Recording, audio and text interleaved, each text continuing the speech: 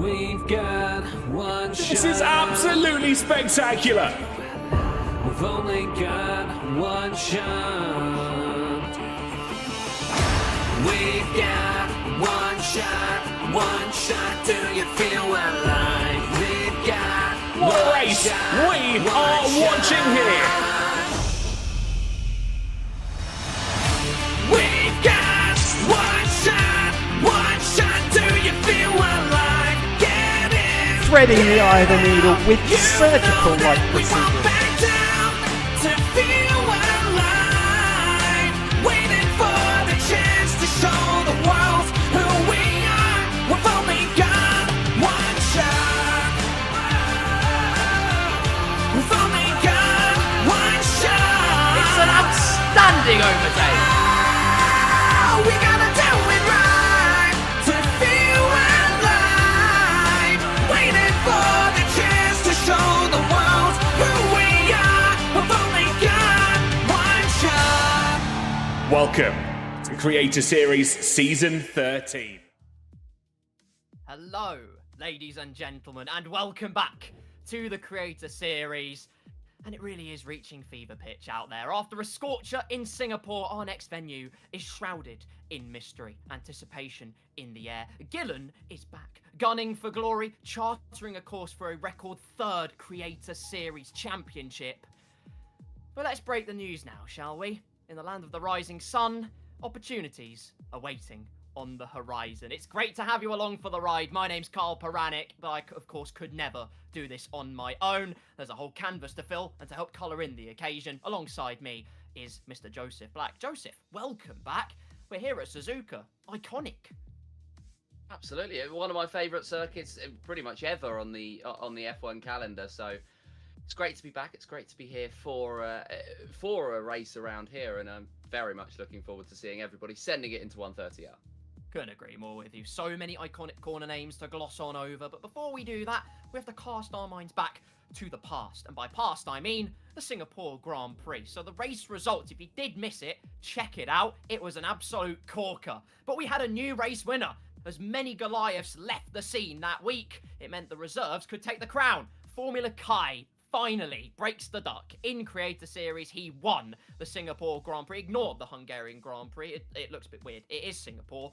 Don't worry. Ricky 03 ever so close to prizing a race win of his own accord. Hayden Gullis taking home a thoroughly deserved podium. That guy Vince in P4 with Infratic rounding out the top 5. Tom 97, after an arduous set of affairs in Singapore, ended up in a pretty comforting, all things considered, 6th place. Lolin Ober with a fraudulent last set of corners. Came P7. Some man came P8, and then it was Chris in P9. And Grid Jokes rounded out the top 10 on this occasion. And then to round out the order, Dark Viper GT in 11th, Nick Flies in 12th, and then Kareem in 13th, Chappers in 14th, and F1 Max in 15th. They are going to be, they're going to be all full-time drivers with a lot of the reserves populating, as you say. King Cryptics, Sky Z, Tuki, Hoodie Pete, and then Scotty Designs before Concept 7 and Peugeot, rounding out that 22-car field. I'm still getting used to the 22 cars on that grid. You get the knack of it eventually. I tell you what, I feel aggrieved though. Scotty Designs with the fastest lap. You did something like a 2 minutes 20. I don't really know how that's been allowed to slip through the cracks, but anyway, we'll gloss over that. If you thought 2 was nice, let's add in a third one, shall we? Joining us in Clipbook Corner, it is Mr. John Harris. Many tree trunks were wrapped round for this moment you see today. But he's arrived with us, the land of the rising sun. John, what a venue we're going to today. Shrouded in anticipation for so long.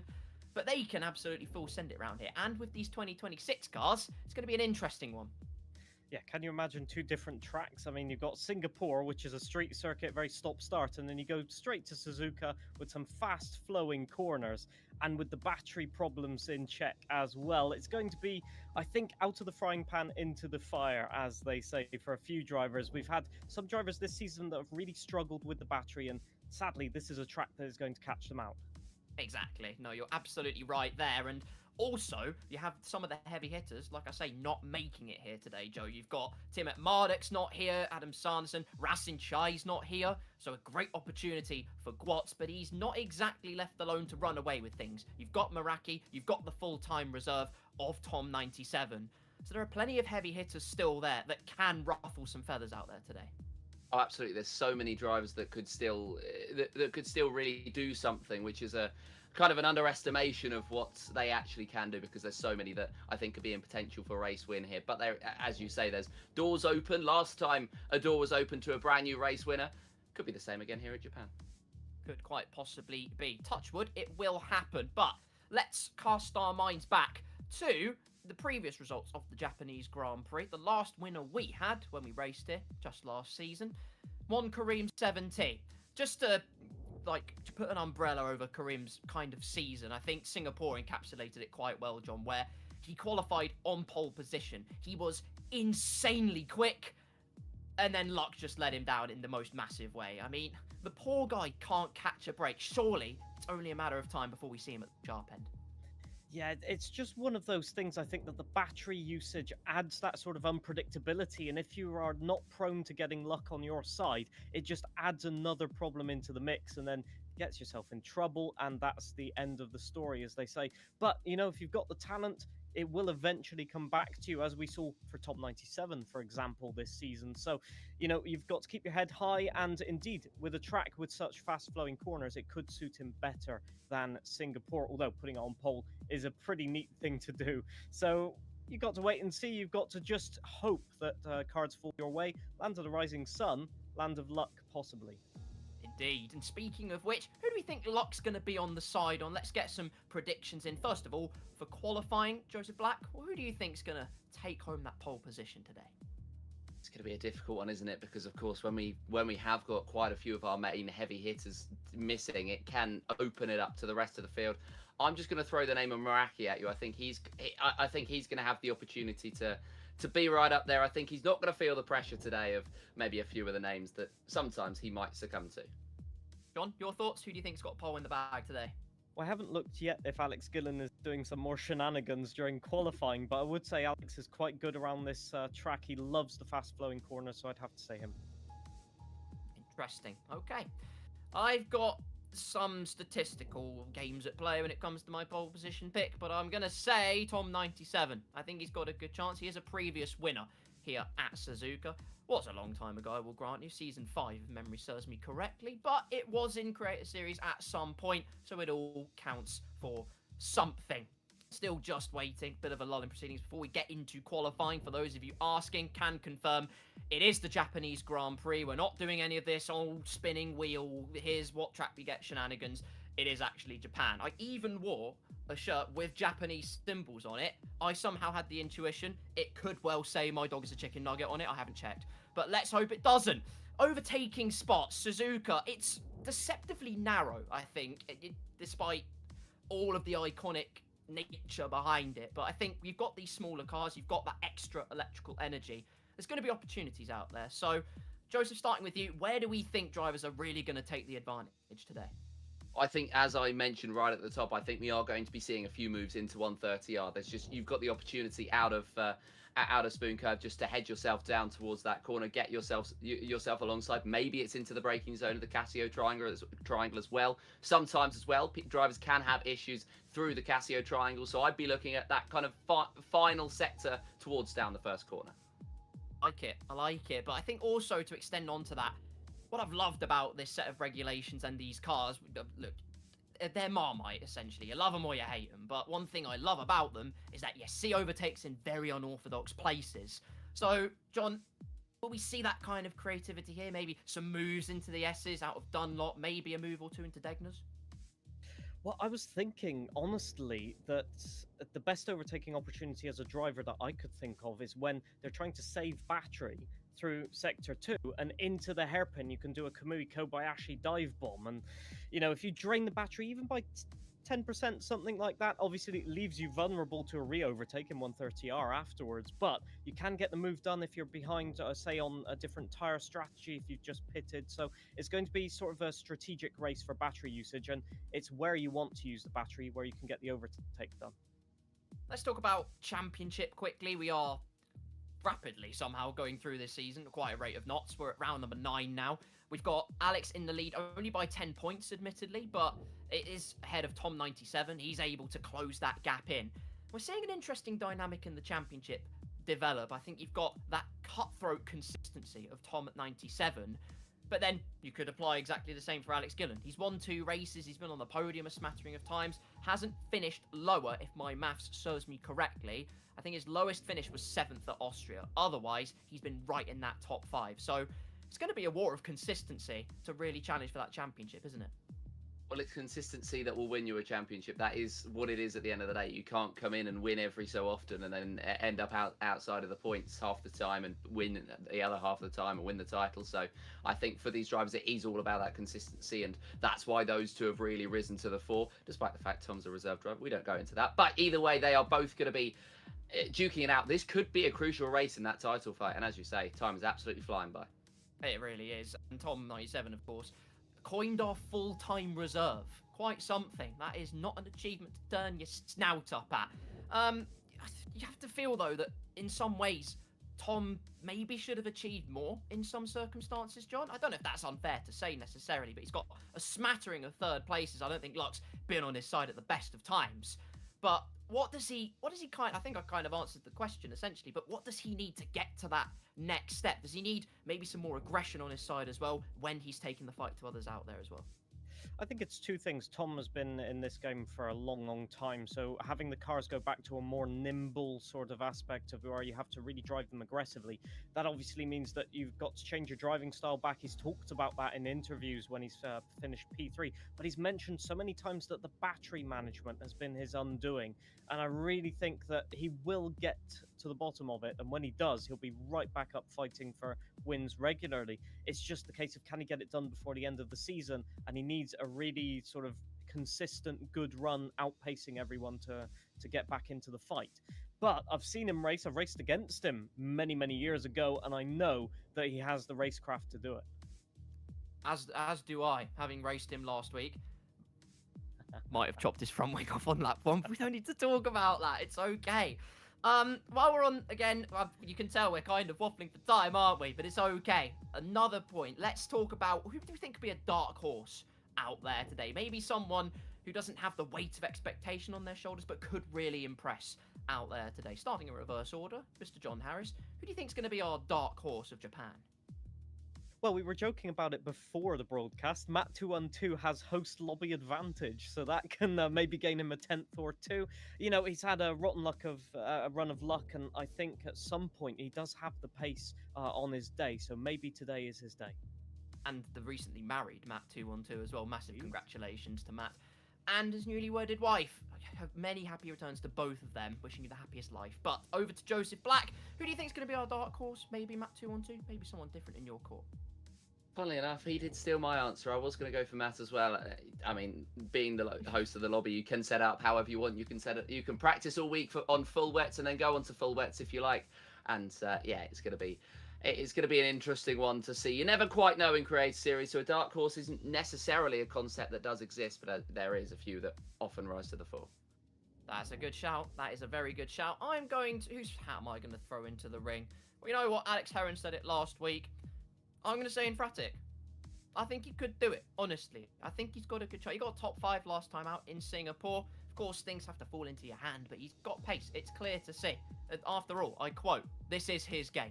Okay, we are moments away, hopefully, of getting into that crucial qualifying session. I've got word in my producer's ear. We might have a chance to go to the track. So, without further ado, let's head over to trackside. And now you get 2 beautiful faces. John Harris will be doing his due diligence in the clipbook corner. But we've got one score to settle first, Joseph Black, and that is the fisherman's friend, the wet tyre lap.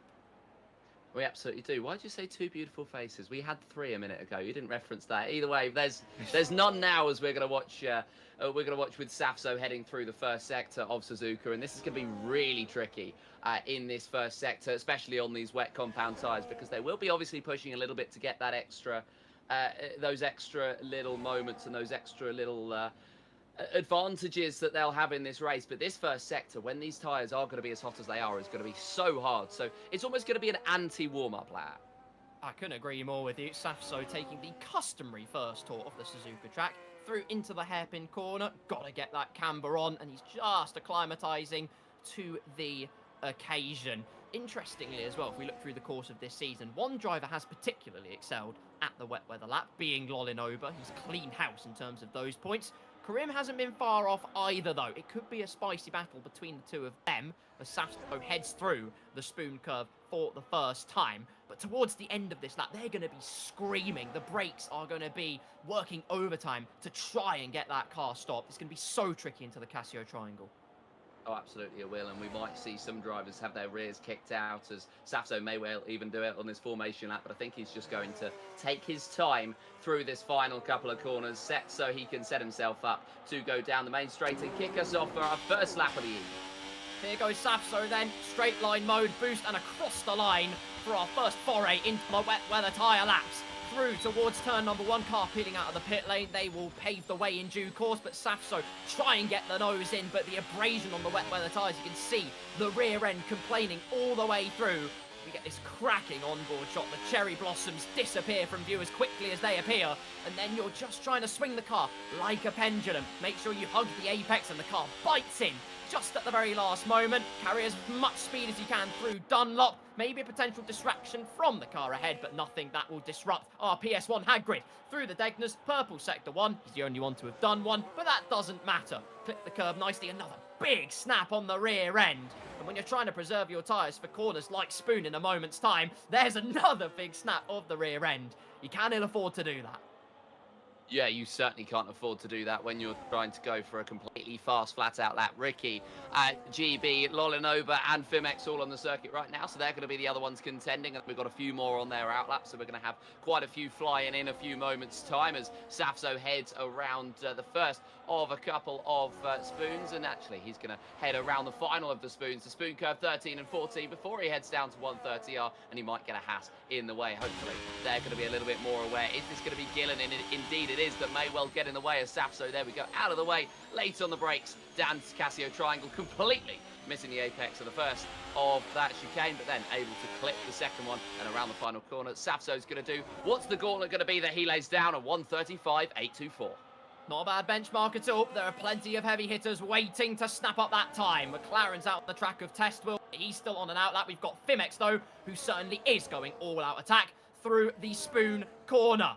Brilliant utilisation of the utensil corner, and now straight line mode is open. This is the big one. You don't save battery into here. You are going to drain time. As Mr. Nick Flies has joined us, a very decent pedal of the cars in and of itself. Towards the Casio triangle, purple sector 2 for the blue blur, and now pinch the curbs. Can he do it? Yes. Curb 1 pinched, curb 2, get your whole car over it. He's done a pretty damn decent job of that. Get the power on, sweep it out wide. Fimex across the line, a 1:34.878. Some weird games going on at the top right. GB goes across the line, and it's only 13 thousandths of a second. The margins are fine, but now they're not, because Lolinoba has absolutely obliterated the benchmark.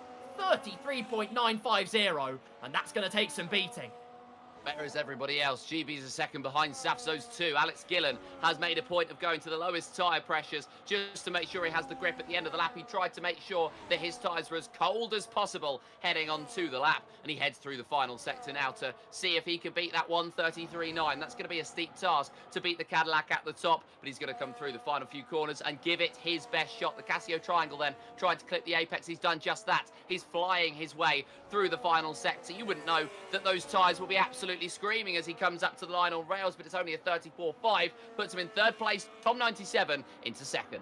Close but not close enough for Tom 97. Extra point looks to be flowing Lolinoba's way, unless Kareem 70 has the answer, and he is going to cross the line and only go 7th fastest. Not to be for the Audi driver, the man that was so supreme in Singapore, hits the slump in Suzuka. Maybe Testwell can get it. Oh, sight, he's on the soft compound tyres. No, you don't, sir. Here we go, 7 seconds to go, and it looks to be Lolinoba's point for the taking. Testwell's going to go into provisional pole and is with a 1:29.845. Lolinoba has an extra point to his account, and when he too is trying to chase another championship, maybe his second successive championship in the Creator Series, every little helps. If you've just tuned in, ladies and gentlemen, Testwell is not using grip packs. He is just on a set of the softs when everybody else is on a set of the wets. So may as well be a little bit of grip pack out here as we look on to the drivers who are setting their first of their dry runs here today. Grid Jokes is going to be the one we're going to watch on with the V-Carb at the moment himself, and Concept 7 racing in that car today. And, well, Grid Jokes at the moment at the end of that second sector. In that first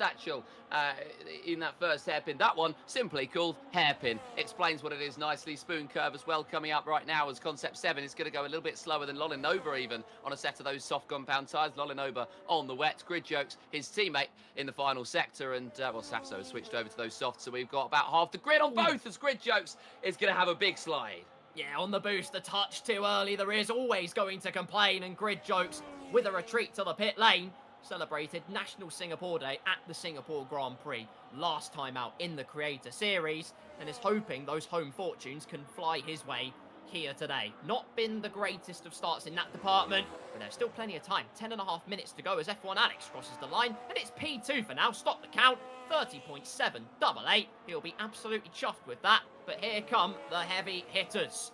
They're strapping on the soft tyres, and it's all going to happen. Chapper's going purple through the second sector. Here he goes through the Casio triangle, which, as you can see, is not a triangle. Interesting naming. Doesn't matter. Hold the narrow line. Car complies. The lean and green machine. Him and GB flying the flag at 29.9. He is not far off. Not far off at all, just a touch under a tenth of a second off the back of the pole man right now. Matt 212, the next driver, is going to be having a look at setting his time. Nothing on the board just yet for the Haas man, and he'll be coming through very soon indeed to just set his time. No, he won't. He's invalidated, so that car is not going to be setting a valid lap. And Matt 212 with not an ideal start to the weekend. Lots of the drivers talking as Concept 7 goes to the top with a 29.3, 5 tenths quicker than Testwheel. That is a statement of intent at the front of this field. But as I was saying, lots of drivers talking about saving their tyres for the race. I think it's going to be a two-stop strategy for all of these creators out there today. 2 sets of the softs, 1 on the mediums as well to take them to the checkered flag, which means they're going to have to save those tyres. GB saying he might only do 1 run. Yes, but let's not forget as well, Creator Series, rules being rules and stipulations, they have to use one of every single dry compound, a soft, a medium, and a hard. No questions asked. If they don't do it, you get slapped with a disqualification. Grid Jokes through the Casio triangle has not disqualified himself on this lap. It's a bit of a disaster for Matt 212. Grid Jokes, though, the Fury from Faenza, that's much more like it.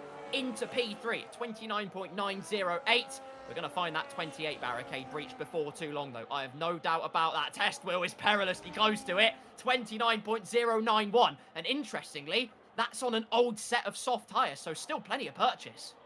Still absolutely plenty of opportunities for these drivers to find time, and they are finding that time out there on the circuit. I do think that 28 is going to be breached, so I do think that Testwheel's lap time, whilst it might find him in the top 10 at the end of this qualifying session, I don't think that he will be right up there with that lap time, so he needs to find a little bit more on this lap so far. Matt 212 has been able to keep it valid in the first sector. He's going to come to the end of the second sector, which is down the end of Spoon, and then it's going to be just a run to the line. Only 4 corners in that final sector, 3 of which are linking onto each other. The Casio triangle in the first 2 sectors for Matt 212. It's a 1 at 12.540. What's that going to mean as he has 1 more chicane to go?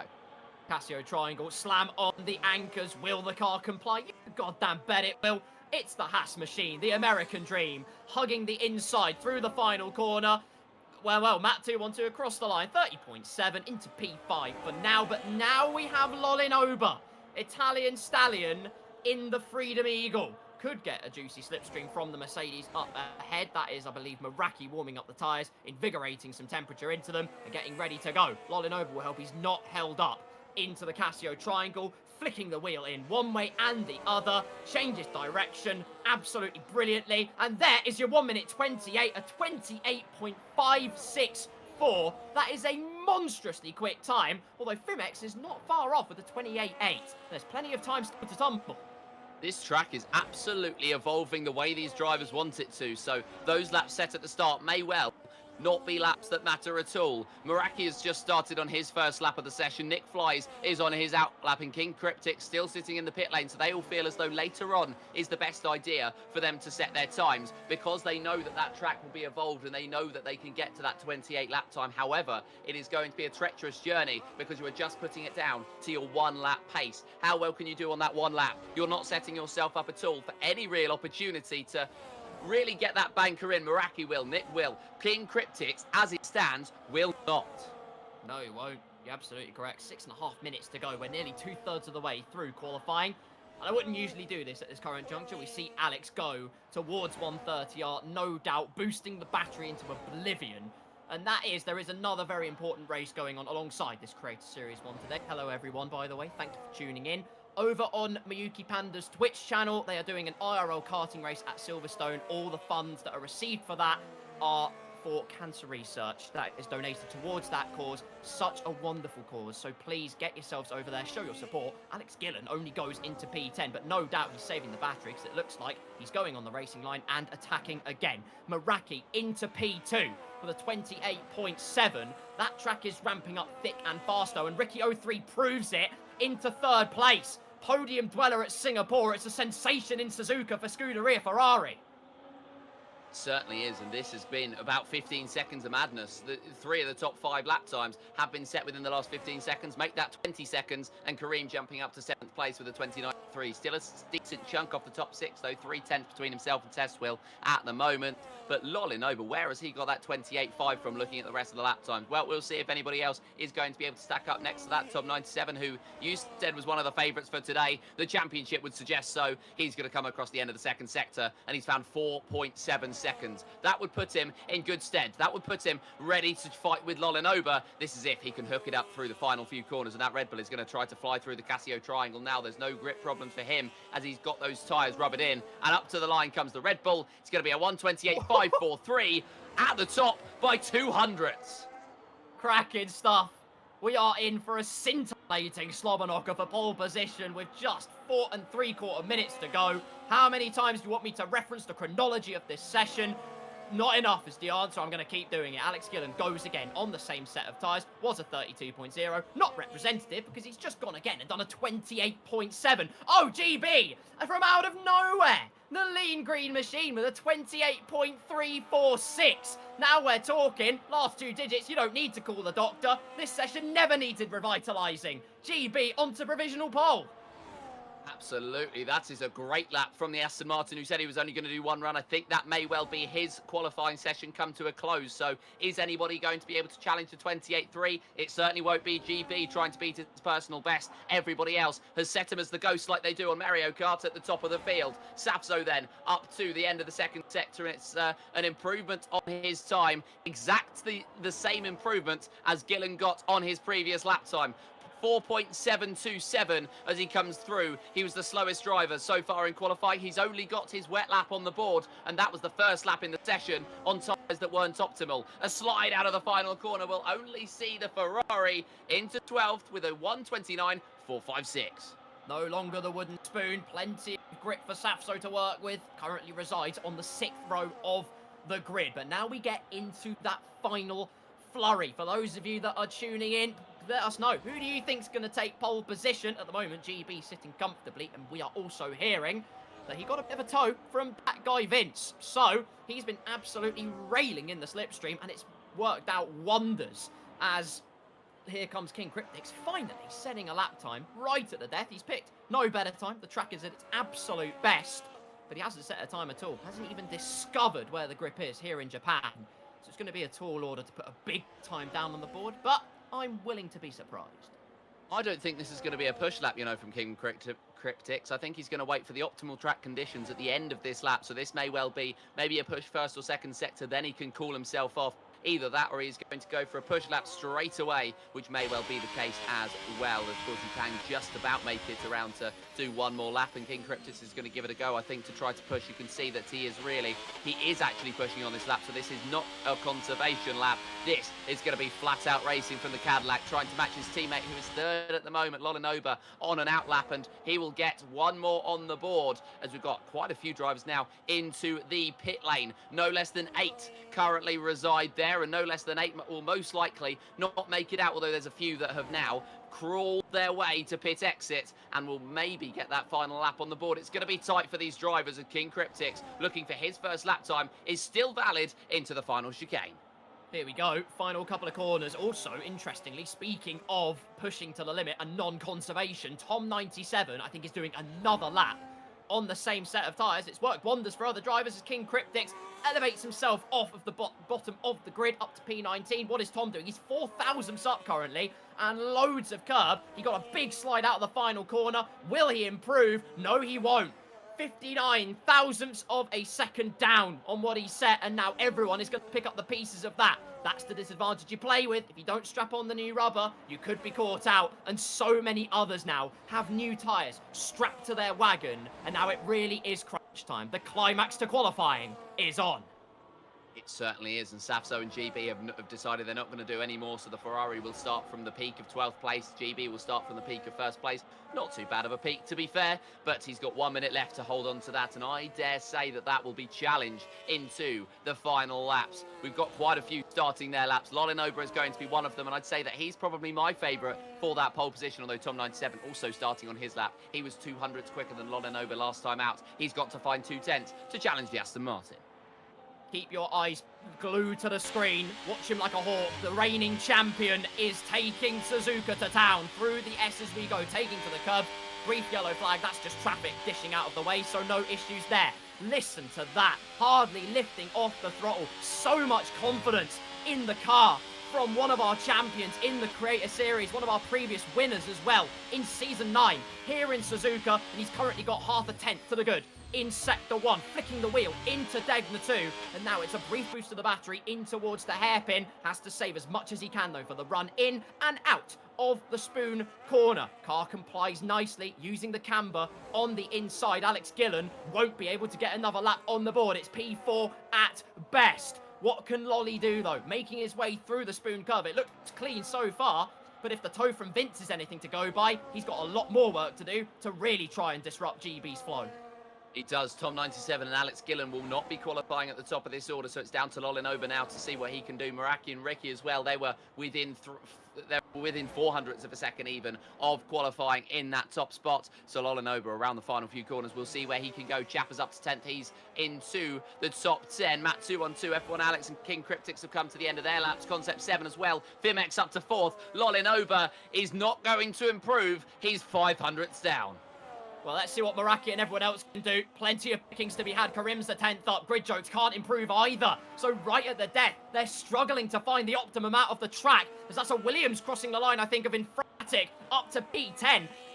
Excellent elevation there from the Williams. What can Ricky do? Half a second up. This could be a shock. It's P4. Great time there from Ricky 03. Just Meraki now to cross the line, and also Kareem 70 through the Casio triangle, bundling over 1 and 2 curbs. Get the traction on. Massive snap at the rear end for Meraki, the Season 4 champion, and also the Realistic Cars champion. Can't get to pole position. Kareem gets a decent improvement, but I don't think it's enough. It's 8th place. Ladies and gentlemen, your pole sitter, with flowers delivered to the door of that guy, Vince. GB has reaped the rewards handsomely. P2 for Meraki as well.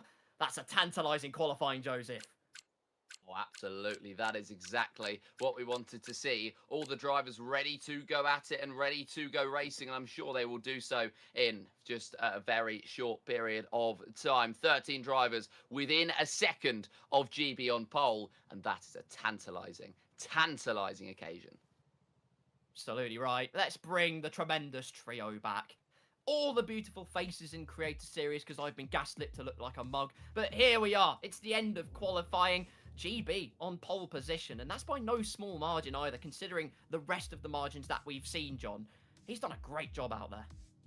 Yeah, looking at the driving, looking at the setup, it looked absolutely planted through the high-speed corners, so no surprise really for me. Just looking at his steering inputs, that glorious wheel input camera there, he's just feathering it through the corners, not even like abusing the tire temperatures or anything. I think he's in good stead for the race as well, so one to look out for. I think Karim might have had a bit of an interesting adventure in qualifying as well, from what I hear in the clip corner. So what have you got for us, John? Got two clips here. Actually, first of all, I'm going to start off by showing GB's almighty slipstream from that guy Vince, just all the way down into Spoon, just getting to look at the split times there. Not sure if the footage is coming by correctly, I hope it is, but effectively he gained 0.3 of a second just by sticking in the slipstream. However, for Kareem, a little bit unfortunate because into the last chicane, just braking a little bit too harshly, it snaps, and as you can see, it was double purples, and he loses the best part of, I think, 0.3 of a second, and that is why he was down on his, I think, penultimate lap that was, but that one could have been the pole position that got away from him. I'm sure we'll have a lot more from Clipbook Corner during the race, so you'll be seeing my face more often, but in qualifying, that was frantic. We are all the more blessed for seeing your face, John Harris. Don't worry. Well, that's qualifying for you. Let's gloss over, I think, the big results, and that's GB on pole, Meraki in P2. That's going to be one hell of a run down to turn 1. But I think we need to look at 4, 5, and 6, because it's an all-Italian 4, 5, and 6, first of all. Great qualifying from Ricky, especially, but also a great qualifying from Fimex, ahead of Alex Gillen in P6. Yes, to quote the Lord himself, qualifying doesn't matter, but to get that kind of lap on the board from Fimex, he's got to be pleased with that, right, Joseph? That'll take the confidence into the race as well. That's absolutely what he would have wanted, and he was looking like a challenger for the top 2 rows of the grid for pretty much the entire qualifying session. So I think he's going to be over the moon with that one, really, in terms of how that qualifying session went. No, it was not quite his peak performance right at the end, but the fact that his peak performance was not P6 or was P6 in the end it's a really promising sign for him to be able to jump his way up towards the very start of this race. And I mean, he started from P6. Whilst qualifying might not matter, you want to get yourself in a good position as soon as you possibly can. Qualifying goes a decent way towards it. I think interestingly as well, towards the end of qualifying, John, we saw despite the track supposedly being at its most optimal, drivers couldn't really make the most of it. Tom couldn't get an improvement. He was on older tyres, admittedly. Lolin Ober, I was surprised, couldn't get an improvement on his best time of the session. So what do we attribute that to? Do we attribute that to them just not making the most of the track, or is it more just a driving thing where we know Suzuka is you've got to ace the flow of it exactly right? Yeah, I think it's the fact of putting that extra 1% in on the tires. You gain 1/10 in the first sector, but you're really flicking the car into the corners. And then when you get to the third sector, you really need to nail that braking, maybe into Spoon, maybe even into the hairpin. The tires perhaps overheating at that point, definitely into the final chicane. You can lose 2 or 3/10 of a second if you've just pushed those tires over that, maybe by a degree or two. And I think that's what was happening. Just drivers trying to get the most out of the tires, realizing that if they gained even 1/10 of a second, they'd go up 2 or 3 positions. But at the end of the day, it can also just be down to track temperature a little bit. That was a cutthroat qualifying session, needless to say, and that sets us up, tees us up very nicely for the drive that is the race, that run down to turn 1 strategy as well in particular. Of course, they've got to use one of each dry tyre compound, the soft, the medium, and the hard, once at least at some point in the race. Otherwise, you get the big fat band hammer, you're not finishing the race clean, well, with a clean slate, let's put it that way. But what strategy do they want to do? We've seen so many occasions this season, drivers starting on those soft tyres, going for an early safety car, and also perhaps because they're not the most optimal race tyre. But maybe there's something else to try and work with here at Suzuka. So what do we think the drivers are going to do out there, Joe, starting with you? Now, there was conversations, I mentioned it earlier on in the broadcast, about them saving 2 sets of soft compound tyres. So I think they may well be having a look at a 3-stop strategy where they're going for the softs, then they're going to do the other 2 tyres, and then they're back onto the softs for the end of the race.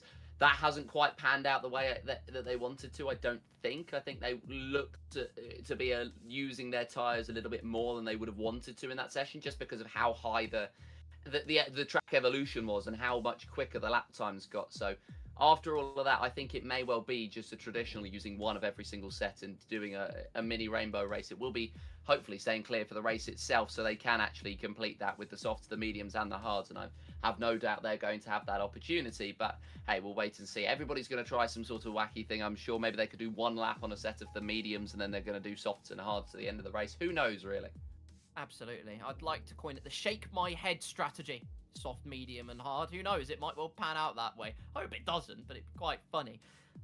We've seen, it's common knowledge now, the hard tyres are absolutely overpowered everywhere, so they kind of want to get them on at some point, John, but So many times we've seen that the safety car is the main crux of that strategy. You needn't look back only 2 rounds ago to Hungary, where Tom had so much consistency and so much pace, but he just lost it because of those safety cars. Yeah, it's effectively one of those things where you just have to go with the flow and be reactive. The good news with the battery is the track position isn't so much of a factor, so you can still make a strategy work, but it's always got that danger of just putting you with no tires at the end of the race if there's a safety car. So I think a lot of people will be hedging their bets, as I think they're just about ready to go. Yeah, goddamn right they are. Here we go. Green machine on the right. Silver arrow on the left. In the land of the rising sun, it's lights out, and away we go. The drag race down towards turn number 1. It's an electric getaway from GB, an electric getaway as well from Tom 97, who looks to run rings round the outside, but he's going to be hung out to dry on the outside. No, Meraki does leave the space. That battle will ensue as they all try and make their way through the S's complex safely. Lolinoba moves on through into P3. Fimex making good progress as well into P5. They slalom 1, 2, 3, and 4 times into the Dunlop curve. Gillen also gets past Ricky 03. That's a place inherited for the Haas. That guy Vince and Karim 70 interlocked into combat. They've all made it through cleanly for now, through the first and second Degners. GB trying to streak away on clear. Meraki P2. Lolinoba rounds out the top 3, but Tom is putting him under immense pressure. Absolutely immense pressure, but the most racy driver so far is looking like Lolinoba, who's now under pressure from Tom 97, who looks around the outside. Can he make his way through? And not quite yet is going to be the answer to that question as they head down to Spoon Curve for the first time. It's the inside line for Tom. It's the outside for Lolinoba. That'll help him with the turn-in, and through he is going to go, holding on to that 3rd place for now, but Tom 97 looking very racy. Fimex gaining 1 place off at the start. Alex Gillen watching in just behind him. Everybody on the top 13, all on a set of the soft compound tyres. There we go. Trying to get that red wall tyre out of the way viciously to the inside. It's actually Fimex on the move, round the outside of Tom 97, riding the crest of the way from qualifying, and he's through on the man chasing the championship lead, and through the championship leader goes as well. Alex Gillen past Tom 97, and that is a pendulum swing in favour of the Haas man. Trying to go for it on Fimex, shows the nose to the inside. It's ended in tears before. Not this time, though. Sensational side-by-side racing between Alex Gillen and Fimex. Has the outside, will turn to the inside. Still Fimex keeping his foot in it and keeps the place. Ahead of Alex Gillen, Fimex is a man possessed out on Suzuka and holds P4. That is a ridiculous move from Fimex. He had grip issues through those S's, but by the time they headed down to the Dunlop curve, he was all ready to go and retaking that position. So that Alpine, a very, very good launch from him out of the corner, as we may well see Karim go through on that guy Vince. He looks on the outside line. Huge lunge from Vince as he goes for the move on Tom 97. The attack seems to be the best form of defence here, and he's using that on Karim and getting Tom 97 caught up in it as well. So there could be a move from the Alpine as they head down towards Spoon Curve. Is that going to be the opportunity? Yes, it is, and he grabs it with both hands. Tom 97 can't develop a rhythm at the moment. He's being attacked from all angles. Plenty of hungry creators waiting in the wings, one of which is this man, Alex Gillen. Fimex losing a lot of time on this lap compared to the top 3. Championship leader doesn't want to be waiting around. He wants an easy avenue through.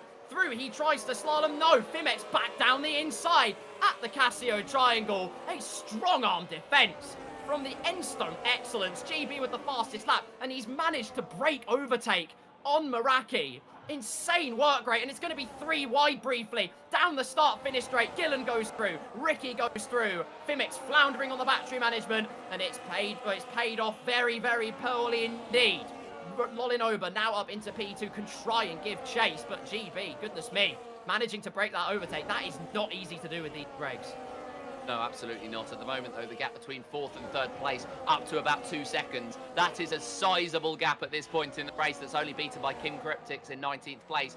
2.1 off of the back of F1 Alex. So that is going to be something that Alex Gillen will be looking at, and he has got those alarm bells ringing just like at 7 p.m. yesterday. It's going to be about 15 minutes to our amber warning as Tom 97 to the inside of Karim, trying to make his way through to the inside of Vince as well. This could be an excellent double salvo, holding himself on the outside, and he is in the end going to make his way through on 1, maybe 2, maybe even 3. He's got 2 Alpines at his mercy, but he can't quite get get through on Fimex. Kareem getting himself involved with Vince, and he will get that slipstream as they take the run down towards 130R. Will we get our first side-by-side in said corner in this race? I'd say the answer just now is no. Razor sharp side-by-side action. Be careful though, it can turn to the slice and dice. Down the inside goes Tom 97 from downtown at the Casio Triangle. Many times has that move been made, but it's not executed on this occasion. Fimex holds firm in P6. Does Tom have the battery to catch him out into turn 1? No, Fimex has been privy to saving electrical energy. Keeps the position as Concept gets past Test Wheel for P13. The front three breaking away. Alex and Ricky breaking away from this little train here as Tom 97 goes down the inside. At the first part of the S's, we coined it. We said, would there be an unorthodox move into the S's section? Tom 97, you can have that moniker, my friend. You certainly can, and to cover you in glory, you were the one who said it straight away. Over a second off the back of Ricky at the moment, so we'll have some work to do, but at least he's got that move done. Chapper's in 12th place, trying to hold on ahead of Test Wheel, who, of course, seems to have some pace at certain points in this, but he has to make sure he has the consistency as Kareem continues this fight for 6th place, and he's going to be the one to challenge for that 8th spot in that fight, 3rd place in that fight even, and that 8th spot overall. And that guy Vince at the moment holding on, teammates side by side, Vince to the inside. How much is Fimex going to fight this? Enough to stay ahead is the answer to that question, and enough to break Vince's momentum and mean that his exit's not the greatest. Kareem still ready to pressure. I beg for one last lap. Is there going to be one this time around? Vince looks as though he thinks that Kareem is going to go around the outside, and he will. The Alpine's line astern. Kareem to the inside of the Casio Triangle. This would be a great move if he can pull it off. He's got through on Vince. He's on the inside of Fimex, but he's just backed out of it to make sure he gets the exit out of the final corner. Side by side, they'll almost be as they head down the straight, and Fimex will be worrying all about that Audi. In the meantime, Infratic getting himself involved alongside Vince, which means Vince cannot get himself helping his teammate Fimex. In the end, Kareem is through, Infratic is through. How about that? Way to dispatch of the two French Connection outfit, the Audi through into P7. Tremendous from Kareem 70, and Infratic getting involved as well. Now caught in the Alpine sandwich, holding it wide and then cutting in sharp through Dunlop corner to try and carry the momentum. No opportunity will open up into the Degner corners. The front three still remain the same order. GB, Olinova and Meraki. Alex Gillen and Ricky 03 can't get close unless they overtake Swap, but here's Infratic looking to go round the outside of the hairpin. Got Vince on the previous lap, looking to use the momentum of the outside line to just waltz around and get 8th place, and so he has. Brilliant racing from Infratic. The Portuguese man of war strikes again.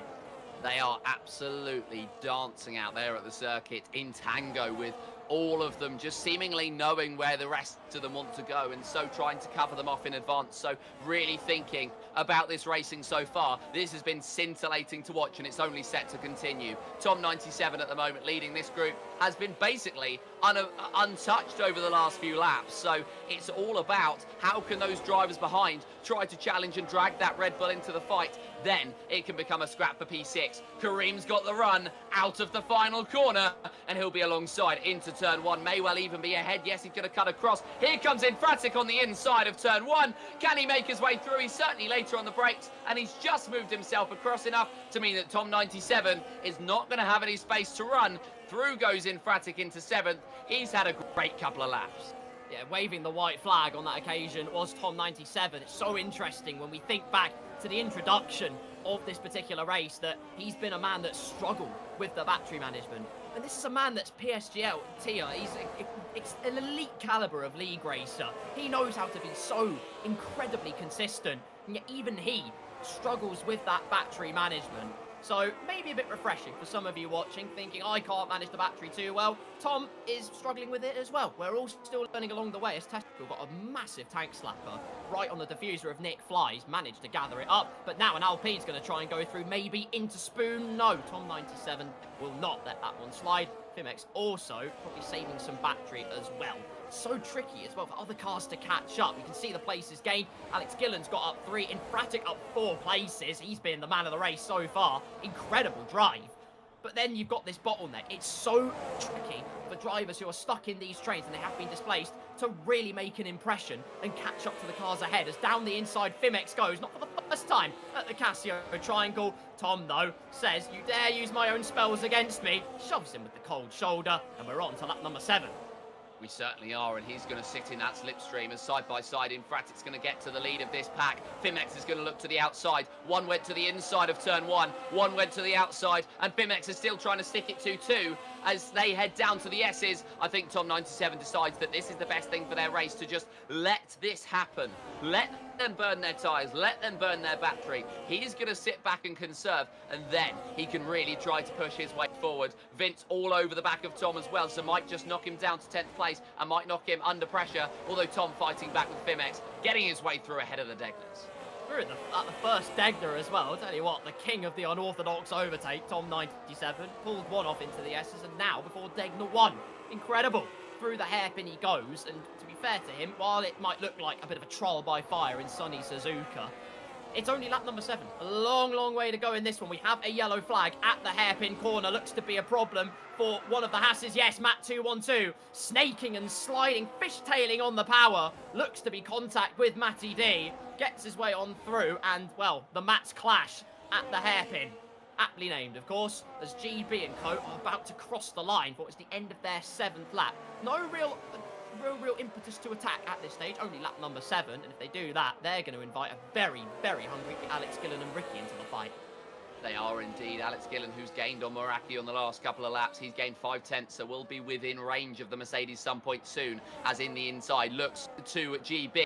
Lolinoba tries to sweep all the way around. He's used 1 to set up 2, and he's going to have the advantage heading into the S's. A little bit of a tyre hook there, so GB backs out of it in the end. Lolinoba, our new race leader. Meraki 9/10 off of the back, and we're still getting fighting in this mid-pack. Nick Flies, Tesswill, Fimex, all going at it. And 2 of them are new fighters in this battle, as we've got our second Red Bull and our only McLaren here tonight involved in it. And there goes Tesswill, just as I've mentioned him. He's gone sliding off of the road, no damage for him, luckily, but that is not a moment he's going to want to remember.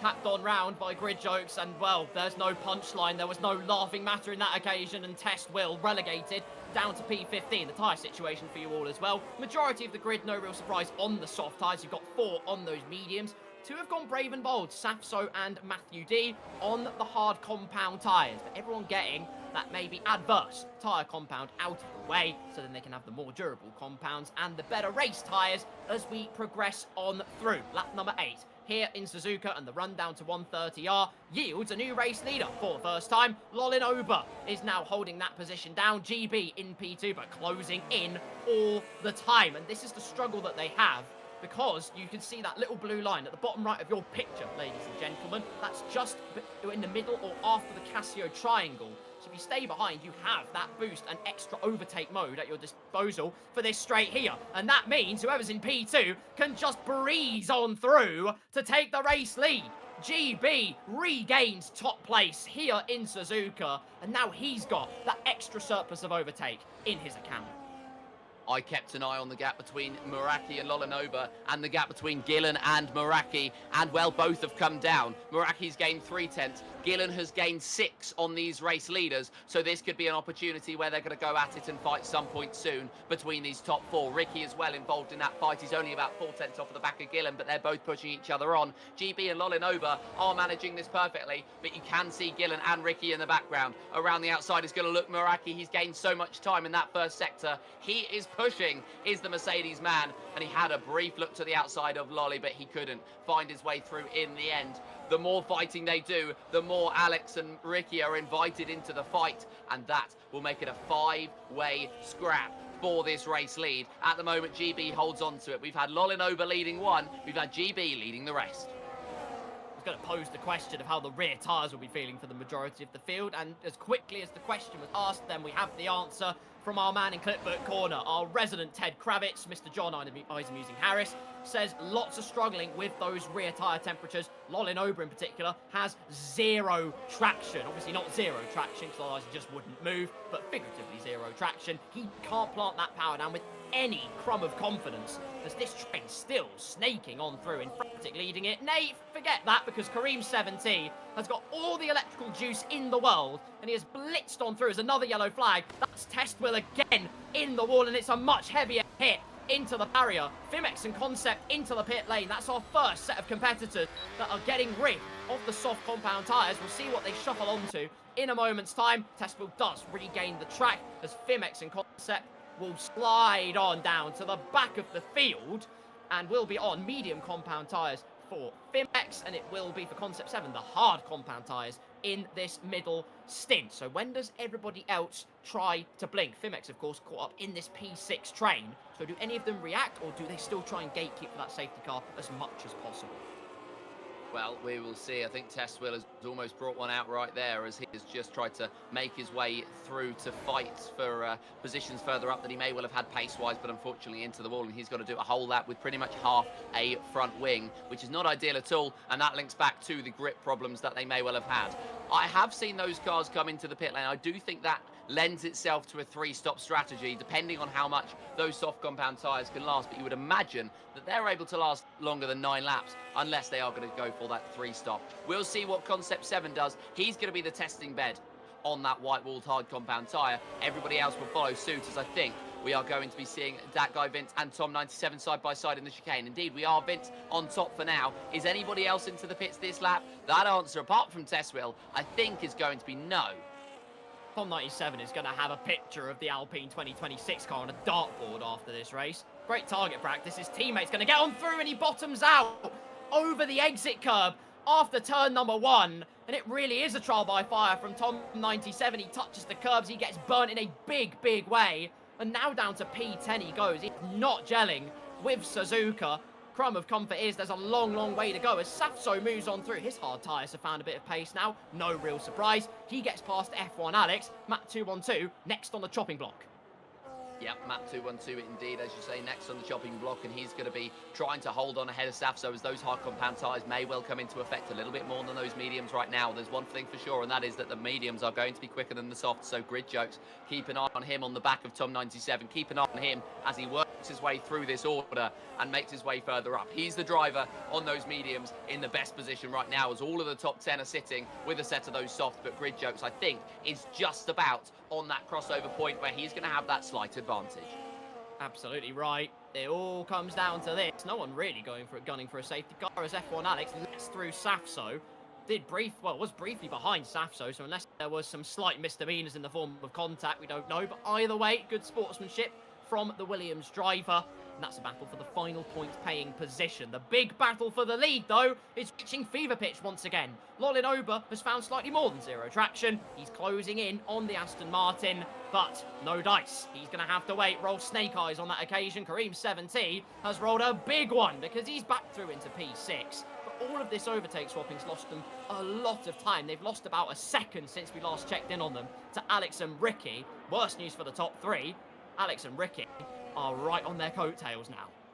The first part of the race, most races you would imagine are going to be just trying to settle themselves into the race. Not in this one here today. They've really gone out there guns blazing, and that is exactly what we like to see from a viewership perspective of them just duking it out, hammer and tongs, and you don't feel as though anything is going to change for the rest of the race. So they are going to keep fighting until that checkered flag, if it so destroys their race or not, and they are going to keep duking it out all the way throughout. 12 of 30 or 53 at the moment even, and they will just keep fighting right now. There is going to be a lot of action out there on the track, and hopefully we're going to be able to bring to you some of the action we may well not have seen in a few moments time, but for now they are just going to keep going around, pounding in those laps again and again and again. And these 100% races are so very difficult to really manage, so it's a testament to the driver's ability that they are going to be fighting it out all the way throughout. The stamina on these drivers must be absolutely incredible, and they're just out there on show right now, displaying just what you can do with a little bit of willpower and a sheer amount of luck.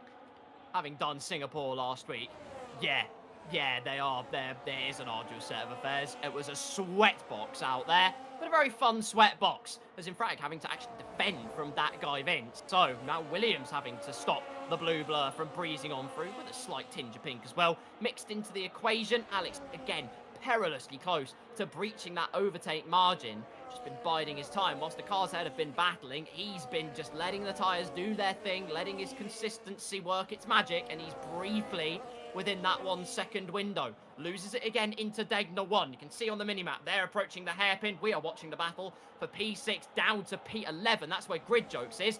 He's getting really close to Tom 97 now, so those mediums have found their form in a big, big way. But whilst the action is relatively self-explanatory, everyone finding their feet, everyone shuffling on through, Fimex on new tyres making some good progress, it's about time we head over to our resident in Clipbook Corner for the lowdown on all of the gossip. John, what have you got?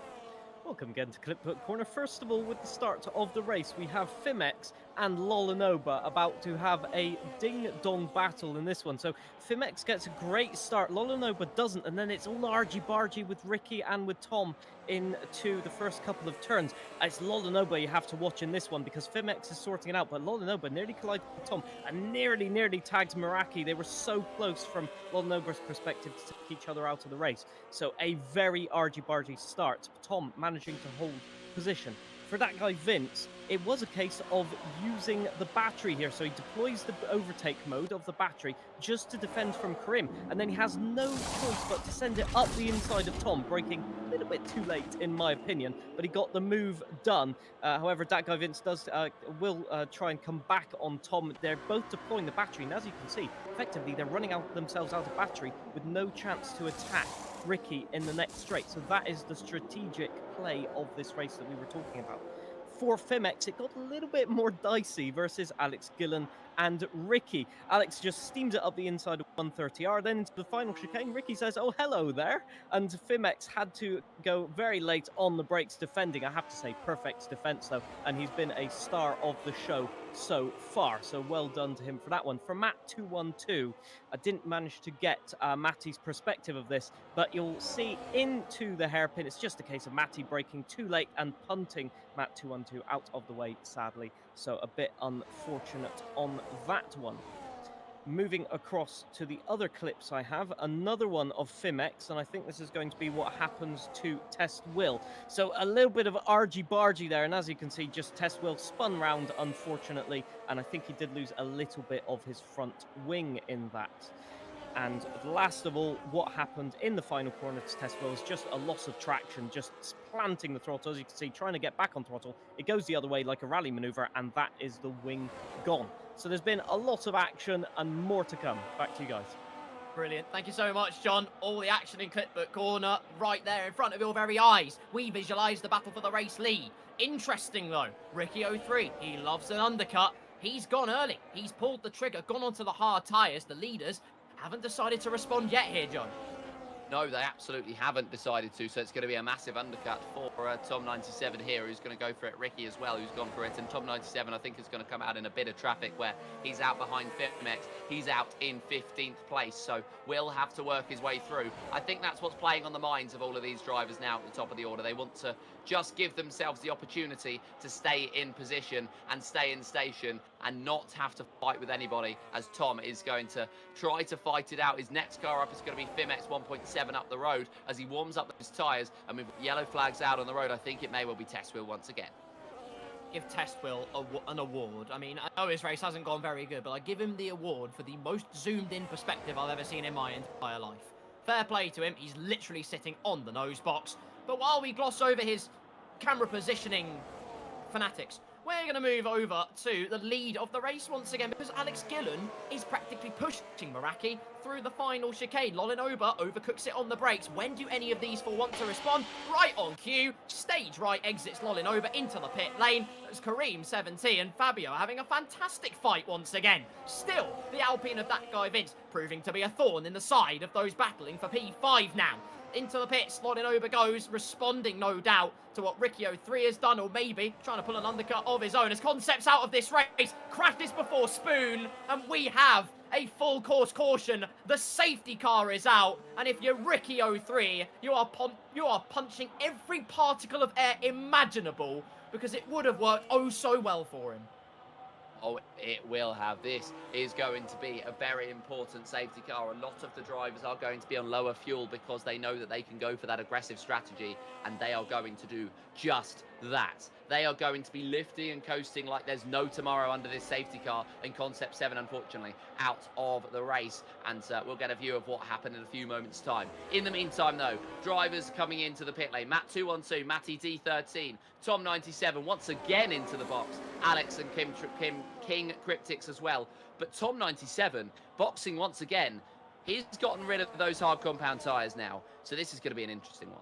Well, he's completed his shake my head strategies, or in this case, the SHM strategy. Either way, he's opened up the possibilities now. He's used one of every single compound. Should there be another safety car later, doesn't really matter. He's opened up the scope of strategy for the rest of this race. So he's not out of it yet. It's still a long way to go. We're not even a third of the way through the race, ladies and gentlemen. We are under that full course caution. Concept 7, I imagine, just slamming it into barrier, not the optimal race he would have been hoping for here in Japan. And no real surprise, everybody is going to peel into the pit road. GB, Meraki, Alex, Gillen, you would maybe expect hard tyres, but you could toss a coin between the mediums and the hards. I'm willing to be surprised. GB into the box, and there's the hard tyres right on cue. Anybody else going to strap on the white band? There's Alex Gillen doing so. GB's not moved. There's the teleportation. Meraki going for the hards as well. Long way down the pit lane, but he's going to exit out in 1, 2, and 3. Lolinova's not even made his way out of the final corner. The reigning champion has been dealt a devastating slice of bad luck. Now going to be in P4. Shuffled down a couple of positions. It's not as bad for him and Ricky as it could have been, but in the camp of Ricky, he's got tyres that are significantly more raised in that context.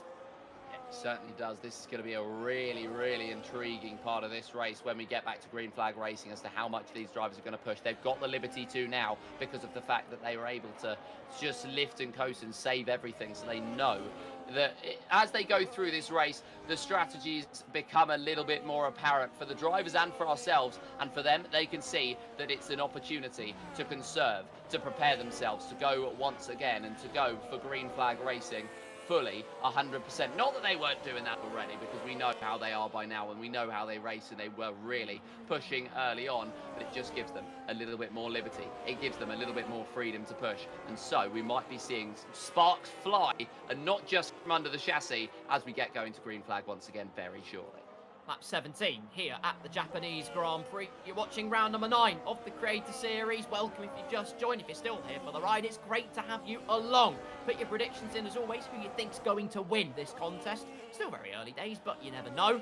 GB currently leads and has done for most of this race. Meraki now in P2. Alex Gillen, championship leader, ball in his court to extend that in a big way. He's in P3. And then for the Italians, it has not been the race they would have been hoping for. We have news though. Down in Clipbook Corner, Mr. John Harris. What can you tell us? So I had to go back a long way for this, actually, to find out what happened to Concept 7. So just out of the pit, effectively, he's come across Tuki, whose AI at the moment is driving for him. And effectively what happens is he's just poodling along, just trying to get past, and effectively the AI slows down a little bit too much, front wing gone, and from there on it's just mistake after mistake, effectively, and that is what caused Concept 7 to lose his head a little bit and go into the wall. So unfortunate for him. Back to you guys. There you go. Not the race Concept 7 would have. I think that goes without saying, really. It's no consolation. But either way, he is our one retiree, hence why we are stuck behind the Virtual Bird Mylander in this contest. He's out. Still, could be worse. Tuki's in the wrong car. He's in the McLaren. He's a Red Bull driver, and he's in an orange machine. I don't know what to be fair, he was kicked out of his own house in that department, but he is in the grid at least, so I'm glad he could join us for the action. Gone bold onto the soft compound tyres. We look through the order in this race so far here, Joseph. You know, you've got GB, who's been completely comfortable, even when he's lost the lead. He's had a cool head, you can tell that from the body language of the car. He looks really poised to take another race win this season as it stands. Yeah, it's a really good opportunity for these drivers at the top of the order to pick up those wins. And, well, I mean, you say GB. Guess who my prediction was for the victory? Not claiming anything just yet. We are still early days, but second place for Meraki. Just saying, you all doubted me. Who's laughing now? Well, you just a second ago. But either way, we are still watching on with these drivers who are ready to go racing, I think, at the end of this lap. Yeah, Tom 97 and Tespel should make their way back to the pack because Tom has pit again. He's gone onto another set of hard compound tyres to run, presumably, to the end of this race. And he can do, should it transpire that way. Could play an interesting part as we head on through the spoon curve. For the 18th time, that means we are now a third of the way through this race, pretty much. And it's only going to get better. GB, Meraki in P2, Alex Gillen in P3. If you're like me and, well, predicted Tom 97 to win the race, sorry, it's not worked out very well at the moment, but the safety car could peel in and probably will peel in very late, as you'll see at the top. And then we'll go racing in a moment because they will have caught up to the queue. Doesn't look like it. Looks like the safety car will stay out, but I'm willing to be surprised. Virtual burnt Mylander, what are you going to do? He is actually going to stay out for one more lap. So we have a little lulling proceeding. Also say, it's very nice here because you've got myself, you've got Joseph Black, you've got John in Clipbook Corner, you've got Josh Richards in the production booth. We've got the F2 crew back together. This is great. Absolutely. The real ones remember, what was it, F2 Britain the last time we worked together, Carl, on a proper comms to comms role, so it's good to be back. Also to note, the first thing I noticed when we just spoke earlier on, you got Josh, as you say, you got Joseph, you got John, and we're at Japan. You're the odd one out. Yeah, I am. This is very true. This is very true. I was trying to think of a track that does begin with a K to give myself a crumb of comfort, but Korea's not on the calendar anymore, which is a shame. You've got Kuala Lumpur. It's not in the game, but at least it begins with a K. I don't know. Either way. It will be. It will be. It will be. This is very true. This is a very good point. Kuala Lumpur is going to be here in 2026, which is great to see. It's called the Bahrain Grand Prix. Not to be confusing or anything, but we'll just ignore that for the moment, though. Who do we think's going to be maybe a one to watch at this stage? I think there's some drivers who maybe are a bit out of position, drivers that can really make an impression. So who does your mind go to here? Well, I think that I'll be keeping a very close eye on the progress of Tom 97. Of course, he's come into the pit lane, he switched onto the mediums, and he switched back to the hards. I don't really know what he's doing with that strategy-wise, but either way, that's going to work. I think he's probably just tried to complete the SMH challenge, and then he's going to be back out there and trying to take those hards to the end of the race or as far as he possibly can. So that may well be the strategy for him. In terms of other drivers, Fimex might have the opportunity to come back, might have two old tyres. So I think if there's anybody that I'm going to go for, it's going to be Vince to be up there and fighting for those podiums at some point soon. He's been pacey so far this race. He's gotten caught up in battles. The safety car's going to come in, so he's not going to have any respite, but I think he's going to be back up there soon. Will his time be today? He got oh so close in Singapore, 4th place. Maybe today the tide could turn in the quest for a podium finish for the Alpine. Still more than half the race to transpire before we reach that conclusion. And GB is going to control the pace of the field into the Casio Triangle. In fact, has pulled the trigger at the Casio Triangle. Green flag running, green machine in the lead. It's poetry in motion, and the grass is greener than the UK. We're back racing on lap number 20. GB leads, Meraki in P2, Alex Gillen in P3. They're still warming up the hard compound tyres. No temperature, invigorated into the carcasses of those tyres. And Lodinova looking to try and pounce. They all snake their way through the first couple of corners nice and safely. Gillen is on the march. He is closing in at a rapid rate of knots, trying to get his way on through. Qualifying, of course, doesn't matter. It's the phrase he's coined many a time, but he's looking to make it count in a big way. Did it in Hungary, of course. I believe he was literally qualified 21st on the grid and still won the race. A ridiculous result at the Hungarian Grand Prix. And at Suzuka, where it's a bit more open, he has got an opportunity for the ages. So, towards the hairpin we go, for the 20th time. Lolly brave on the brakes, so's Ricky for that matter. As Nick Flies goes through, they're battling away with grid jokes. Red Bull versus RB, and the big brother takes the place on those mediums. We'll see when the tides turn on that one. Fimex sort of out of position in that regard, but Matt 2-on-2 gets the better maybe of his Matthew counterpart. They're going to be side by side into the spoon curve. A sensational and sharp battle. The Haas running round the outside, but it's going to be a war of battery blitzing as they head up the hill and over the crest. Opportunities on the horizon. If you know, you know. But Safso's going to pinch it from Matty D.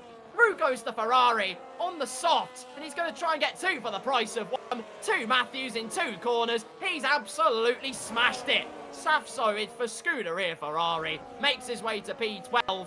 And now it's the pain he'll feel. Has he burnt too much of that battery? Is he going to be able to hold that place? Slipstream for Matt 212. But he waves the white flag on the white banded tyres. Again, poetry in motion. GB has held the lead. But Alex Gillen, Joseph, he's looking racy. He wants this P2. He wants to properly challenge for the lead. He really does at the moment. It's going to be all the opportunities opening themselves up for the Haas driver, and he's going to give it the best shot to try to fight for it. If Meraki loses any more time to GB, Gillen's going to be really concerned about that one because he wants to make his way up. He wants to make his way into that lead of the race. But if Meraki keeps losing that time, that lead is just going to slip away at a rate of knots, which is, of course, not ideal for what they're going to want to do in this race. Vince as well on the back of Infratic, ready to go for it. Nick Fly's ready to pounce on any opportunity that the Alpine opens up, as there's been a little bit of drama in the background. Matt 212's had an issue. He drops to the back. Not again at the hairpin, and F1 Alex has been caught up in the scrum as well. The first driver to receive a track limits time penalty, and it's been quite a long way into the race, considering before we've got one of those in the bag, it's an achievement he'll certainly not want to be associated with. Matt 212 on the McLaren shot. Tukey trying to make his way through. Tukey had to move house for this week because Tom 97 and Nick Flies brutally kicked him out. But Alex Gillen versus Lolinova, he's gone so wide. The reigning champion overcooks it. Kareem goes through. Ricky goes through. It's what Lolinova could not afford if he's to try and close the gap in the championship, and he's lost out in a gargantuan way. Behind we see that guy Vince and Nick Flies. A drag race into turn number 1. They've been oh so good at leaving space. A big bash of the wheelbase between the Red Bull and the Alpine. No love lost there. Argy-bargy, an aggressive move for P8 for Mr. Nick Flies. Yeah, absolutely an aggressive move, and he's made it work. He's up into P8 for now, so this is going to be his opportunity to try to fight himself further forward. He's not been somebody we've seen. He's not been somebody that's been under the microscope really in this race early on, but now he can make his impression and fight forwards towards the top. But of course, we will watch him progress through his race the same time as we watch everybody else progress through their race, and he's got Infratic ahead of him, who seems to have ebbs and flows of pace. There's times where he looks like the quickest man out on circuit and he ridiculously flies up ahead of everybody else. There's points at which he looks as though he may well succumb at that position. At the moment, it's going to be one of the latter. At the moment, it looks as though he's under pressure from Nick, and that guy Vince is under pressure as well from Grid Joke, so there may well be a couple of moves on in this mid-pack very soon. And well, as soon as they stopped, you felt as though they were going to get themselves going right away again. That's that fight for that mid-pack that's been really, really spirited all the way throughout. Doesn't appear to be changing anytime soon. Doesn't indeed. Lift and coasting into the Casio triangle once again. Alex right on the back of Meraki. Had an Italian obstacle in the form of Lolinova to thwart his effort last time out. This time, though, trying to make ends meet. But he's not going to be close enough. Kareem is hot on his case as well, if they manage to enter a sensational squabble. Not this time, though. Tom 97, fastest lap of the race, a 31.251. He's going to be one to watch. Testmill, though, is not going to let him off the hook that easily. Through he goes with the battery to burn into P13. And Testwill, despite the early conundrums he's had to face, he is not done yet. Never give up. That is always the mantra. Back to the front of the field we go, though. 8 cars entrenched into this lead fight. And it's only a matter of time, you feel, before Alex Gillen can make the move on Meraki. If he doesn't, look who's getting stronger and stronger, because the cream of the crop rises to the top. Absolutely, at the moment, 4th place and ready to go for the fight with Gillen at the moment. There is going to be the gap coming down between GB and Meraki, so this is really developing into a fight for the top few spots in the order. GB has not been able to break away as much as he would have liked to, so maybe he just tried to push that car and he pushed it a little bit over the limit, so we'll be trying to reel it back in and conserve while holding on to position. Gillen 2/10 of a second off the back of Meraki, and it's going to be about the same gap for Kareem, but Gillen is closer to the rear wing of the Mercedes even further up, but won't go for it just yet. Doesn't feel as though moving to 130R is the right decision, because he's going to go for it in the Casio triangle. They're going to go 3 wide. GB's just ahead. It was a late lunge from Gillen. It didn't quite work off, and that means that he's not going to get a great exit out of that triangle. Down towards turn 1 then. It's going to be close between Gillen and Kareem, who invites himself into the fight. The Audi just backs off of it, but Gillen, that was audacious. Didn't quite pay off, but it certainly sent a shockwave through the top 3. Excellent, simply excellent racing, and Gillen again throwing every single attacking shape. Meraki, though, goes vogue. throwing up striking defensive poses, and it means Kareem 17 goes around the outside. That is a magisterial move from the Audi driver. Put a ring on it, make it 4 rings, because there's only the most lucrative of outcomes on that occasion. What a move for a place on the podium as we approach the halfway mark. Absolutely ridiculous racing, and it is not going to stop anytime soon as they are going for audacious moves, and there is 2 on this lap alone. Will we be seeing any more as we progress to the halfway point of this race? Yes, we are only at the halfway point. This will be something we will watch and wait and see as Meraki is getting very close to the rear wing of the Aston Martin in the lead of the race. He's going to open himself up out of spoon and try to open up that straight mode as well, open up the rear and front wing flaps, do everything that he can to close into the Aston Martin in the race lead, but no dice just yet. Kareem looks closer to Meraki than the Mercedes is to the Aston Martin, courtesy of a poor corner out of spoon, and now as they head through the Casio triangle, this might be Kareem's chance if he can get a good exit. Hope you save the battery up for it as well. You can make an unorthodox move all you want, but if you haven't cashed in your tokens for the start-finish straight, so many people have been caught out. It's got plenty of breathing room behind, though. They remain line astern. 1 down to 6. Slalom their way through turns 1 and 2, and then the S's await.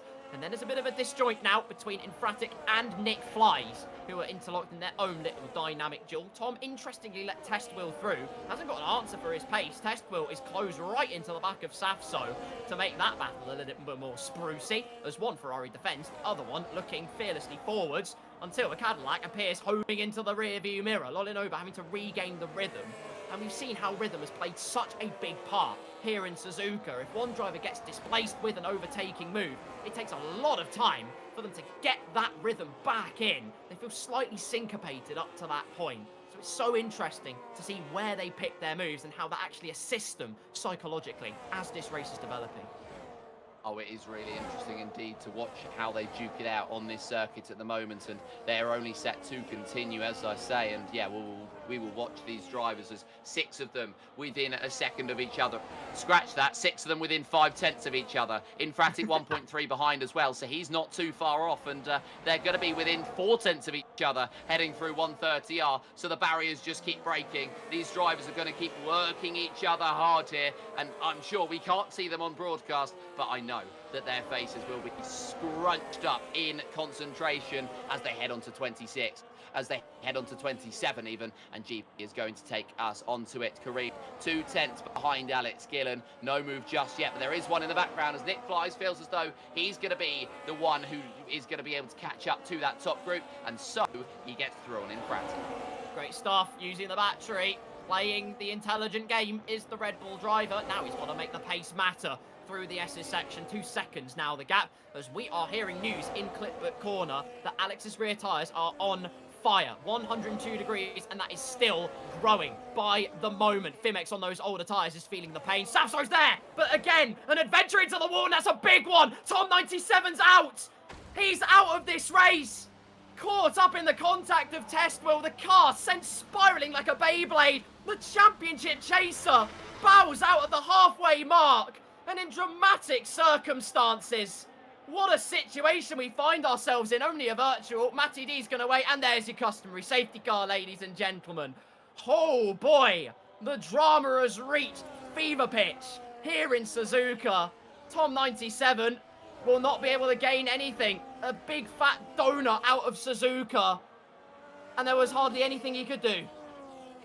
The boiling point in the land of the rising sun, as that could be crucial and have massive championship implications. Safety car out on the road, and we may well be seeing these drivers coming into the pit lane very shortly. We've got a few drive-through penalties to boot as well, and that's not going to be ideal for various speeding offences. And we know these drivers are fast, but there's a time and a place, and that time and a place is not when Bert Mylander is doing his laps. Huge consequences in the championship clash, and now we'll see the strategy games at war. GB into the pit lane, so many into the pits again, but Alex and Kareem have gone rogue. They've stayed out on the track, played the game on those hard compound tyres. They're going to save it as much as they can towards the end of this race. GB believing he can get those mediums to the end. Straps on a new set of the yellow wall tyres. And our long-time race leader here in Suzuka, down to P4, but has completed his strategy. That is official. Well, dramatic circumstances. Test Will also out of this race. We've lost 3 now in this race, 2 in very quick succession, but we only have 1 place to answer the query. Mr. Clipbook Corner, John Harris, what on earth's been going on? Well, this was a big surprise, this one. Just, you wouldn't think it, but it's all about to unfold in 1 second, as we saw. Just Test Will just spinning off, and, well, Tom97 has no time to react whatsoever. Just straight into barrier. You can see on his face, it's just not really happening for him this season. Try and play that clip again, because I'm getting words that the frame rate was not ideal. Let's see if we can have a little bit of a better frame rate. Interesting that the frame rate is better here. So once again, Test Will just literally, I think, spinning out just too aggressive on the throttle, and boom, into the barrier. I mean, what can you do there? It's just impossible. Anyway, back to you guys. Tom97, again, just wrong. It's wrong place, wrong time, and it's a heartbreaking moment for him. And that could prove pivotal. And I've cursed the prediction, Tom. I'm so sorry, but well, there's no consolation to be had. It's just wrong place, wrong time. It's desperately unfortunate, but Suzuka was not being his friend regardless, was it, Joseph?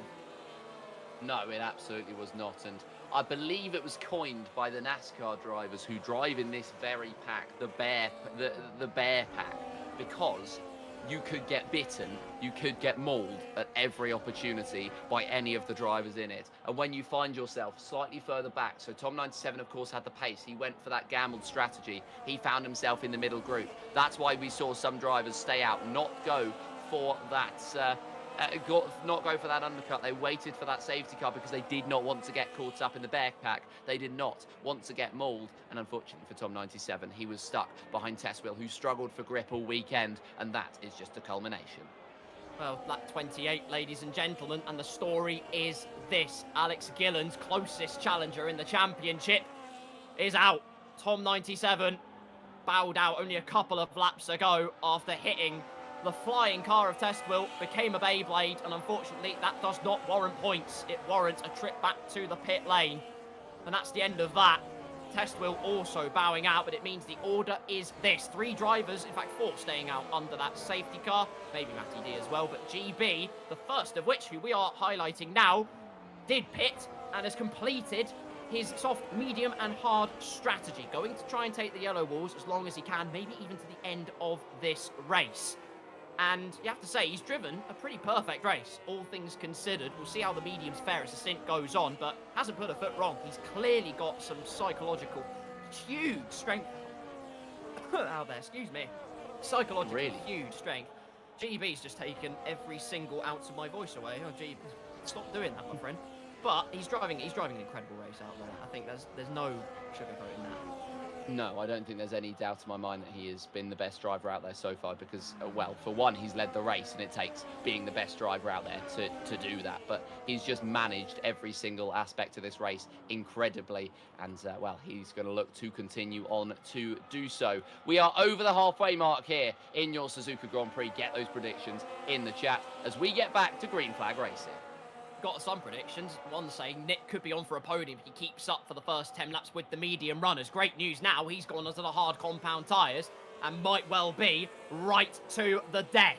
What an opportunity for the Red Bull driver. We'll see what else unfolds elsewhere. Alex Gillen pulls the trigger out to the Casio triangle. We are back racing here in Suzuka. Kareem 17 will be in hot pursuit. Grid Jokes in P3. We'll see what the new medium tyre runners can do in terms of displacing the top 3 and getting on through. Fimex making moves early doors through on King Cryptics on the older tyres up to P11. The Alpines remain line astern and then down the inside. A bold and brazen move, but it's beautiful from Safzo, who just shuffles on through to P12. King Cryptics sinking down the order. Gillen holds it, Kareem in second, GB getting right up close and personal to Grid Jokes, and it's a question of when, not if. At the moment. This is going to be a great opportunity for GB to find his way back through on Grid Jokes, chasing behind that V-Carb right up ahead.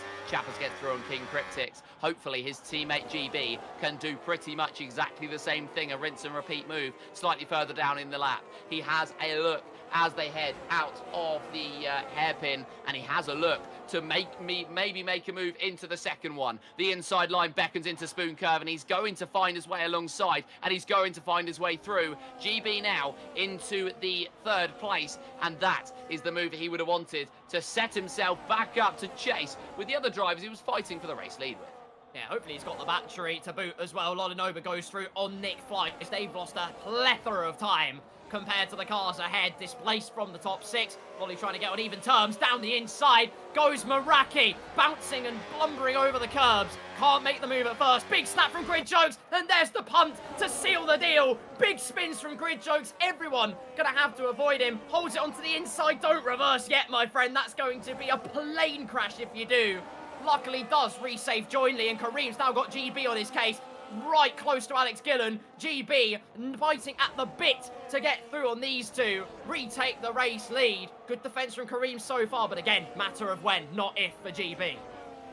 Absolutely matter of when, not if. You're entirely right, and he's going to want to make his way through on Kareem into Degners. So is he going to be able to do so? He has a little sneak peek, and that is all he needs to jump through on the Audi driver. Now he's got a sight set on the race win. We know Alex Gillen can be a hard, steady defender, and GB looks to the inside here. This could be a big send. It is a big send. There's front wheel contact between the two, and that means that Kareem could be invited to the battle and to the fight. GB's gotten through into the race win, and that is a very, very good set of moves. Ricky through in the meantime on Meraki as he's dropped a few positions off of the race restart, but GB has started to build up a window of opportunity. Great stuff from GB. Mission critical maneuvers, and he's made them count in a big way. Lap 30 out of 53. The man that started on pole position has been sitting pretty for the race win for so long. Now has a clear track ahead of him, but round the outside, tries to go Lolinova, catches rear wheel to rear wheel with Meraki, and it's another opportunity that goes a-begging. Remains frustrated in P6 so many times. The Casio Triangle has not played ball with our reigning champion. He's got another opportunity into turn one, though. Late to the inside, that's going to end in tears. And oh so close to snapping round. Infratic will go through. Nick Flies will try and go through. Lolinova just rejoins ahead. That too could have been a big crash. It really could. How on earth he held on to that car and got back into a decent position is going to beat me. That was a really, really good opportunity that he fully grabbed and took with both hands, and he held on to position for the time being. 31 of 53, and Lolinova has dropped to 7th place, so will want to make those positions back up. He's got Infratic for company just ahead of him, and he has got, though, the drivers ahead duking it out, so he has got a window of opportunity, if he so desires it, to fight his way back into this little group for the victory. But he has to do it one at a time. He has to pick those drivers off every single lap, and he has to give himself that best bit of racing room to really open himself up. It's going to take the smarts of racing in this series for so many seasons, for so many years. That is smarts that he's got. However, that is also smarts that many of the other drivers he's fighting with have the experience of. Earning of the battery, down the inside to 130 art. That's one place picked off already, and now his old adversary's next. Ricky 03 on the new mediums, looking to get on through on Kareem 70. German machine versus Italian stallion. Drag race down the start-finish straight. Who dares to blink first? Kareem's got the speed just about, but Ricky's going to have the inside line and has superior grip. Surely it's a way on through, and it is, but he gives Kareem the biggest cold shoulder I've seen in a big, well, I say seen in a big time. He did that to me in Singapore quite a lot. I'm still not over it. But Ricky 03 moves into P3. Numbers in the name. It had to happen eventually. Kareem, I feel, will be quite aggrieved with that one. He will, and that might mean that he will try to come back as quickly as he can, which can be a blessing sometimes because you can really maximise your performance, or it can be a curse as you push it too hard. We'll watch to see which fate is going to befall Kareem as he tries to fight back for that third place. And, well, we can watch on with the drivers slightly further ahead of them as well. These are the ones next up. These are the targets greyed out in their Street Fighter screen right now. This will be GB and Alex Gillen going at it hammer and tongs, and at the moment it's going to be GB with the better culinary machinery up in the lead of the race. And well, Alex Gillen has not quite had that overspeed to catch right in. However, Lolinoba is going to start to flex his muscles. He's alongside and he's ahead of Meraki. He's up into 5th. Yeah, gets the whole nose ahead. Good work from Lolinoba. Meraki might not be done yet, but does say he's fought the farm on this occasion. Again, big snaps through the Casio triangle. You do have to not play chicken with the curbs. You have to, well, use them as much as you can. Obliterate them, in fact. But it does also mean the car's not a happy bunny if it all goes wrong. Gillen's still holding on, and credit where it's due on the older hard compound tyres.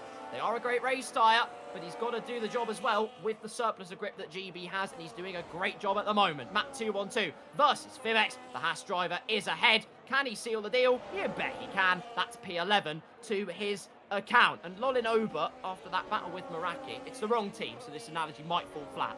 But there is a lesson to be learned at the Casio triangle, and that is, sometimes when you grab a bull by the horns at turn number 1, it will take you for a ride. Absolutely will. Sometimes it's going to be very difficult indeed to go for that fight into turn 1, where there are going to be risky moves. These drivers will make risky moves. We've seen that so far. I said right at the top of the broadcast, the main overtaking spots are going to be the Casio triangle and the first corner. They've gone for other opportunities, so maybe they're going to be caught off guard at those first couple of corners, and that could be oh so crucial to be later on in this race. An update, by the way, on the gap between Ricky and Kareem. It looks as though the Italian has managed to build up that gap and start to give himself the opportunity to flex his pace and start to break away. That could be very, very big indeed in terms of the fight for the podium, because of course Ricky currently holds that final spot. Kareem, the closest challenger to it, but it is falling away lap after lap for himself. He will not be happy with that one at all. Here goes then Lolinoba. He will want to be the latest challenger to Ricky's podium place, and he will jump his way up into 4th place. And you'd imagine with that momentum, he'll be able to carry himself up further up as well, as that guy Vince drops to 9th. Nick flies up into 8th. Yeah, Lolinoba through on Kareem. If you squint hard enough, it's the battle of the dynamic doppelgangers, which Lolinoba has duly won, and now can set chase on Ricky 03. Good stuff from Nick Flies as well, up into P8. He's one to watch as we get through this race, if there are indeed no safety cars.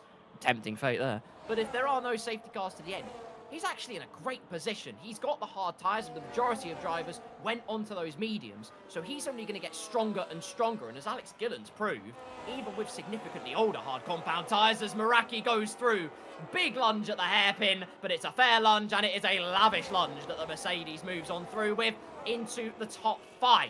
But those hards are going to get better and better, so keep an eye on that Red Bull in P8. Absolutely, keep your eye on that Red Bull in P8. You know that he's not going to be out of the fight just yet, and this gives Nick the opportunity to start to become a contender in this race. Ricky 03 then is going to be on the back of Alex Gillen. He's not got any pressure from behind.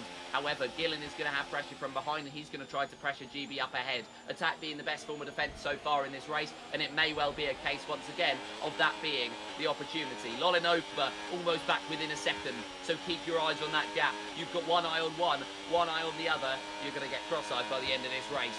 3-second time penalty for Fimex as he's further down the order, and no move yet for Ricky into turn 1. But one thing's for sure, he certainly seems to be the faster of the two. He's gaining a familiarity with the podium places, is Ricky 03. P2 in Singapore, oh so close to a first ever F1 Creator Series win. It went a begging on that occasion. He's going to try and put that wrong very much right as he heads through the left-hander at Dunlop, the graveyard of Tom 97. And now as we salute that, we head on through to Degner's 1 and 2. Top 3 trying to break away. And again, Alex Gillen just sitting in the middle of this sandwich, no doubt goal hanging for a safety car to save his bacon. And I'd be curious to know what informs his decision to not pit or pit at certain times, because surely when there's a safety car, you bank on pitting because the tyres, naturally, you save them more, you have to lift and coast. Therefore, you gain back some of that tyre life. So it's a curious question, really, isn't it, as to why he pits sometimes and why people don't pit when certain safety cars or situations arise. Well, I'll tell you for sure as to why those drivers on the hard compound tyre didn't pit under the last safety car. One, the likelihood is there may well be another safety car, so they're going to have that opportunity, and I think that's what's factored into a lot of the drivers' minds. On the other hand as well, I think it's going to be a case of those hard compound tyres could potentially take these drivers to the end of the race, and that is exactly what they want to be able to do. They want to just be able to stretch those tyres. I don't know how long the pit is around here. It's going to be about 25 seconds. I've not gone out there with my stopwatch. That's, you know, the idiot stopwatches you get in primary school. I've not done that just yet and measured it, but I think it's about 25 seconds as Fimex through on Matt's 212. Do they want to lose that 25 seconds in the pit stop, or do they gamble on not losing that 25 seconds racing? Well, they've got until lap 43 until at least deliberate safety cars are out of the window. And then they've got to really start thinking, because if you are called Alex Gillen or Kareem70, you have not used the medium tyres yet, and you need to. So they might not really have a choice in terms of losing 25 seconds, and that will be heartbreak for them. Ricky's finally trying something down the inside. And again, just not the confidence on the brakes he would be hoping to unleash, and Alex Gillen, well aware of that particular scenario, and holds down P2. Again, a boost in towards Spoon Curve, which Gillen duly complies with and keeps P2 once again. Ricky 03 just can't find a way through. Alex just proving to be the rolling roadblock, but hardly really a roadblock. He's still got immense pace out there, keeping GB nice and honest, and those hards are going to find the ascendancy once again, considering the news on tyre temperatures we've heard as well. This could fall into his court, but he's running out of safety car time. He's going to hope that the virtual burnt Mylander works his magic sooner rather than later. The top three streaking away as we head on to lap number 37. Gap nearly 2 seconds between themselves. And he's chasing pack here. Lolinoba, Meraki, Kareem70 and Infratic in that 4. Then that guy Vincent Nick flies in a bit of a squabble of their owners. Now down the inside at turn 2 goes Ricky 03. There it is. Finally picks the punch on Alex Gillen. That's a move that's been brewing for multiple laps. But finally, patience is a virtue, and the Ferrari driver sits where he resided in Singapore. Can he finally break it in Suzuka? How good it would be for the Ferrari driver to be able to do it. He's got GB 6/10 ahead. This is probably the best opportunity he's had, even better than Singapore even potentially, as he's got about 16 laps in this race to go to duke it out, to fight it out, to take that win. Lolin over 1.5 off the back of Alex Gillen, so I think it may well be just a 3-car fight. However, the Cadillac has gained time, and he's got Meraki as well, ready to pressure and having a look at the back of himself. The Mercedes really wanting to give this one a go, but these top three are going to be locked into a battle. We will see more pit stops in this race. We will see the strategies playing out, but at the moment this is looking like an absolute perfect storm for GB, but Ricky has the best momentum of the entire field. It's just feinting to the inside, making his car as wide as possible. We're hearing from our man in Clipbook Corner saying that Alex is unhappy that Ricky didn't send it hard enough on that overtake. Fair enough, as you do. Back to the action out of the Casio triangle. Meraki getting ever so close to challenging Lolinoba, who gains time in those first 2 sectors and then just loses a little bit in that last part. Kareem finally pulls the trigger and blinks before a safety car can emerge. He's going to go onto the mediums to see out this race. Alex Gillen's going to hold it a little bit longer, and I imagine the tyres have all the life in the world to do that. Where does the Audi driver peel out in all of this? The answer is no higher than P13. You might just about get ahead of Matty D, but that chance is fading away as well. Manages to deactivate the speed limit. Through goes the Williams of F1 Alex and Matty D, his teammate in the Audi. And there's Grid Jokes as well, just sweeping round the outside. So now we're here for a Kareem slice and dice, because he's got a lot of overtaking to do. He certainly does. Here goes Meraki maybe on the inside of Lolinoba, and he set himself up so early on in the lap. Here he goes with that laser-sharp focus on the inside of Lolly, and he's gone through on the Italian, jumping through into 4th place, 1.9 off the back of Alex Gillen, so they've lost time last lap. And just as when Lolly made his way through Meraki before, I think it's those two silently communicating, going, yep, you're going to be the fastest one in this fight. I've conserved. It's my turn to strike.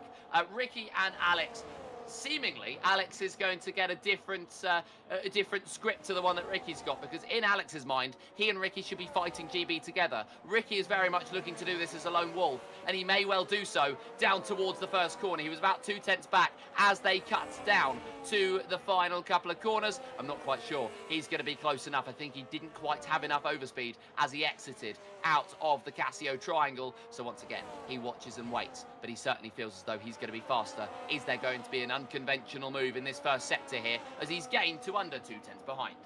Oh, so close. Second roll at the dice of a race win in 2 weeks for Ricky 03.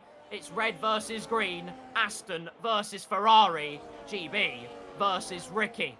And I don't know if someone wants to correct me, feel free. I'm pretty sure Alex Gillen still hasn't used the mediums. Kareem has pit, so I was right on that account. If Alex has managed to use the mediums, that is a conjuring I can't explain. But if he has, then fair play to him. He is in the conversation, just beginning to lose touch with the top two. And Ricky through the shape to the inside. He's now going to try and go around the outside for good measure. More so just to kill momentum than to actually make a move. Just about slams on the anchors in time. And they can carry on with the brutality of battle towards the spoon curve. This is going to be a beautiful battle. In fact, a brutal battle is the best way I can put it. Between Ricky and GB, he will hold a strong arm. Ricky is, well, not applauded by some for not sending it hard enough, which is a rather interesting way of putting it. If anything, he might just be trying to make an overtake more safely, unless you refer back to turn 1 where he pushed Kareem off the track. We'll ignore that, though. The point is he has got a great chance. He just needs to be strong arm about it, and he needs to make the overtake count. That's the critical element. Yeah, at this point in the race, you're going to need to put your foot down and make sure that you've got that chance to make your way through. And you need to put yourself in the best opportunity to do so by really sitting there and giving yourself the opportunity to do so. Really sitting there and giving yourself the best chance with the battery, with the straight mode, with the tyres as well. You've got so many different factors. This year is so many more than any other, and they will try to fight it out. F1 Alex, 3-second time penalty. He's in 14th place, so that could have an effect on his fight between himself and Matty, and Grid Jokes further back, and Kareem just ahead of them as well. But of course, that will be the Audi driver who is kind of in a different race. He is indeed catching up quickly to Chappers, 4.5 seconds to gap. And watch that erode very quickly as he heads through the first sector. Chappers just exiting the SS section. Kareem just entering it. 4.4 was the gap. Like I say, watch it deplete quite quickly. Meraki back through on Lolinoba. They're 2.5 seconds back. They're in a bit of a battle of their own at this stage, but they are going to be fighting soon for third and fourth. Ricky 03 and GB have a score to settle for the race lead. Ricky, I feel, just biding his time. Still, in many ways, contextually, a long way to go. Still 13 tours of Suzuka to decide who wins this race. And still, then anything could happen. Ricky could overtake GB. GB could hold firm at the front. There could be a safety car. Lolinoba and Meraki could catch up as Lolly gets through again before 130R to, well, deprive himself of overtake mode, but at least inherit track position once again. Here's another sprucey battle, though. That's Grid Jokes versus F1 Alex towards the spoon curve, but nothing doing for Grid Jokes. The Fury from Faenza has to wait a little bit longer, but he's pushing Alex around the exit of the corner. Such close racing. They're judging mere millimeters between the action. That's not a word. As through to 130R they go, showing the nose to the inside. Nothing happening. Could he throw the shape into the Casio triangle? There's the inside line. Late on the brakes. Get your car ahead. Academic move from Grid Jokes. Simple as that. Well, it certainly is, and it was a very good move indeed from Grid Jokes to set up. But will F1 Alex have the opportunity to make his way back through? He certainly feels as though he could. He sits under the rear wing, and as they head down towards turn 1, it feels as though he could make the move. But no, Grid Jokes later on the brakes, holding position, and F1 Alex just sitting in behind, and we can see his beautiful face inside that Williams car. I think he needs a helmet. I think that's the only way he could upgrade that setup, and fireproofs as well, just to make sure that nothing goes wrong in that Williams, as it has done for a few of the cars today. Big snap for himself, even bigger snap for himself, managing to hold on to them. Those rears must be on fire. Saving not 1, 2, 3, but 4 snaps right there. It's an incredible day for the social media department as he goes wide out of Degner 1, just about keeping the car on track. You are right, Joseph. His rears do not look happy whatsoever. And while his tyres have reached fever pitch, Ricky 03's charge has cooled a little bit. 0.6 of a second behind GB, just waiting for that opportunity to arise with overtake mode. And they've got one more tour of this circuit before an intentional safety car window is over for them. But then everybody else can still play a part. Alex Gillen praying to every single deity in existence for the scope of his race that one does emerge. 25 laps on those hard compound tyres, is only boxed once in this race. Has to go onto the mediums at some point, which his other compatriot Kareem 70, who was in the hards middle stint, has done. 3-lap-old mediums, and into the pits comes Matt 212. 15-lap-old softs. They are done. Josio asking, where is Ben? That is a good question. As through goes Kareem 70 with the fastest lap of the race. No real surprise. Ben is at a karting event, and again, just to give some exposure to that, there is an IRL karting event going on at Silverstone. It's for a wonderful cause, Cancer Research UK. They are raising funds for. Pretty much everyone has been affected by it at some point in their life. So if you have any heart, any soul, please check it out. Please donate. Show your support. That is an order from me. Lap 42 of this race, and the top 3 making their way to Spoon, but then Lolinoba and Meraki still interlaced in combat. If anything, Alex Gillen growing stronger again. He's sort of agitated. He wants Ricky to get a move on with this. He certainly does, because Ricky is now losing time to GB, and Alex is like, what happened to working together? What happened to being friends? Now they've turned into mortal enemies out there on the track, and Gillen is going to be closing in on Ricky right now, wanting to get that position back, and seeing that the Ferrari took the opportunity to get ahead, just simply to get ahead. He's going to be slightly frustrated. When do they start to think about boxing though? Because of course they have to do all of the tyres. We will have to wait and see, but we cross over to the final 10 laps. Final 10 laps indeed, and that will deprive Alex Gillen of the window of an intentional safety car, unless the likes of Matty D, Tuki or King Cryptics have something to say about it, in which case Alex Gillen's saviour will arrive. They're heading through Spoon Curve. Plenty of people, though, just enjoying the racing. It's incredibly close quarters affairs out here as Kareem sets gets another fastest lap, a 30.4, practically identical to what he did last time out. And Ricky again just losing touch on GB. His cool head and conservation have proved pivotal in managing this race. And still, he hasn't put a foot wrong, hasn't misstepped once, hasn't been thrown off kilter. The green machine looking comfortable for the moment, as Gillen just raising the roof once again. Yes, he is indeed just trying to make the most of the pace whilst he can still extract it, and trying to build as much of a gap before he has to dive into the pit lane, as Grid Jokes is the latest to box from 15th place. Lolinoba and Meraki side by side, and Lolinoba on that inside will try to get through as they head through the 14 and the second half of Spoon Curve. He does have a tyre ahead, but Meraki got the better exit.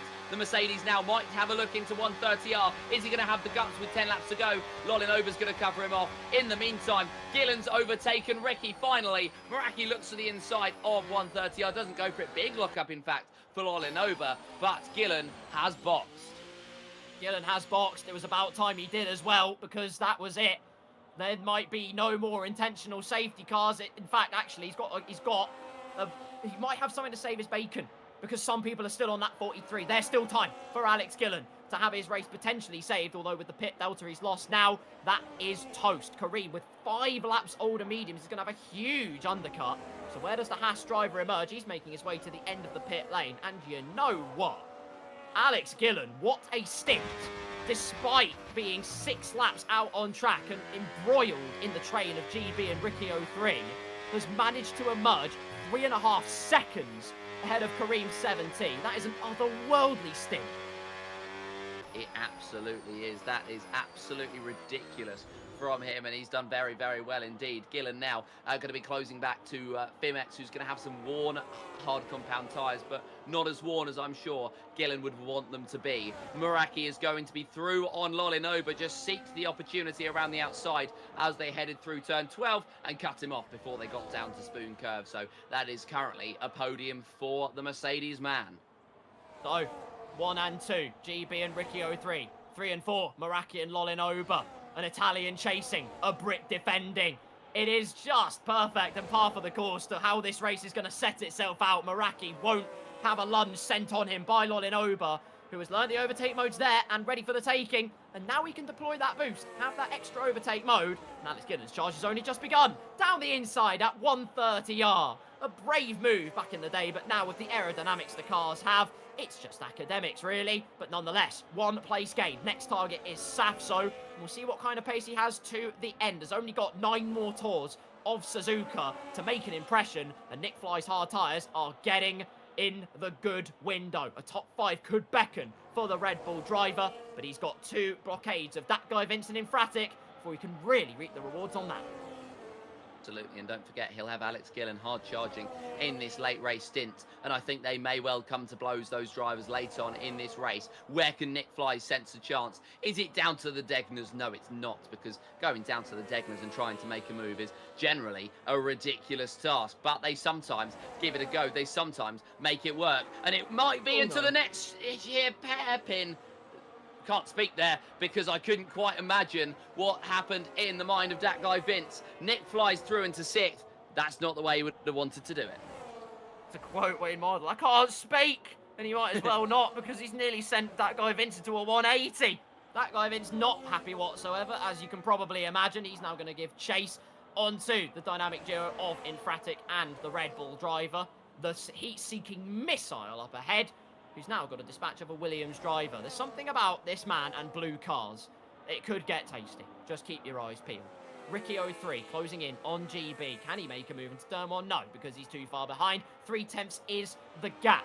Will that opportunity ever arise? He looked so incredibly strong when he first got past Alex Gillen.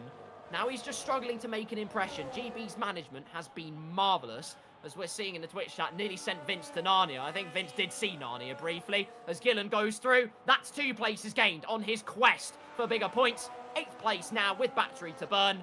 Nice batch of clean air, and he can roar up the road. And indeed, this is his chance to close up on the cars up ahead. And Alex Gillen 4.5. He's going to be 1.5 seconds closer to Vince than he was last time out. So this gives him a great chance to really close in and maybe find himself a late on top 5 finish. Fastest lap of the race from Grid Jokes in 15th, and you can see why he's made that switch over to the soft compound tyres. He's got 7 more laps to go to survive on them. Here is Ricky, ready to charge for the race lead on the back of the Aston Martin of GB. He's worked so hard to get here, and it feels as though GB has settled into a rhythm. He's now going to be broken out of it as the hard-charging Ferrari will try to crash here. Saving the battery aplenty, hardly burning into 130i. Burns a little bit on the exit as well. That will just loom large in the mirrors of the green machine ahead. But again, no impression of overtaking at the moment. Basically a full bar out of the final corner. He's going to have slipstream. He's going to gain a little bit. Every single metre of bitumen available to him. GB's super clipping starts, and there's no opportunity for Ricky 03. Loved to switch back at turn 2. Did it on Alex Gillen previously. Not going to open itself up on lap number 47.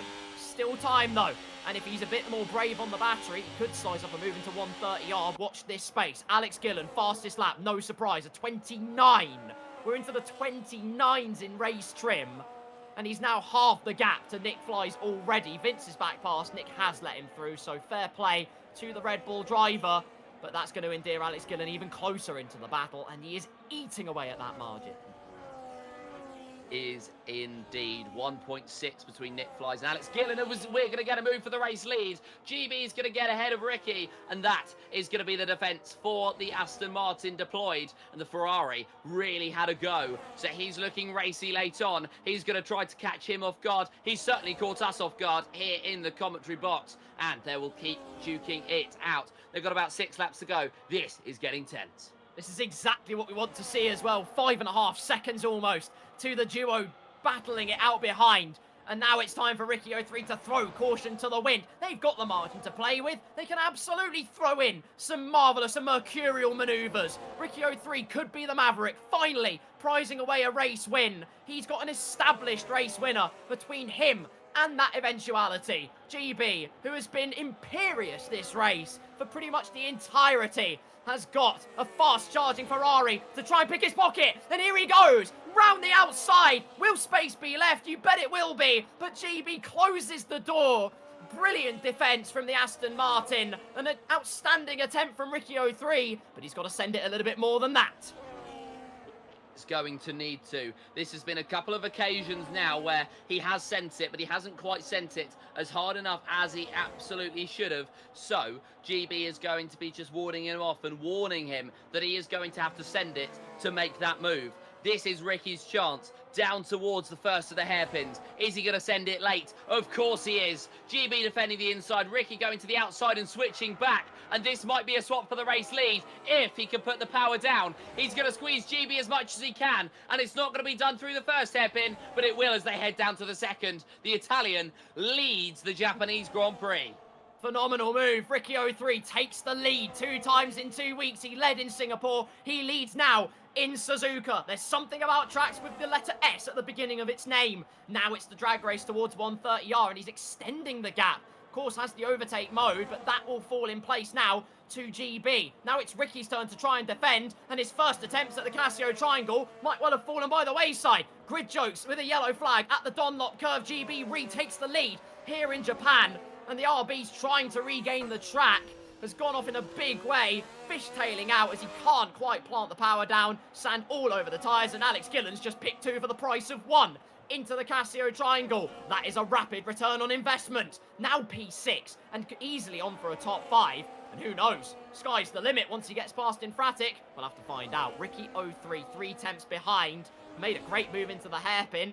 But if GB's going to make the move before the end of the lap, that tells the tale, doesn't it? He's got to be playing it very, very carefully indeed. This is all a game of intuition till the end.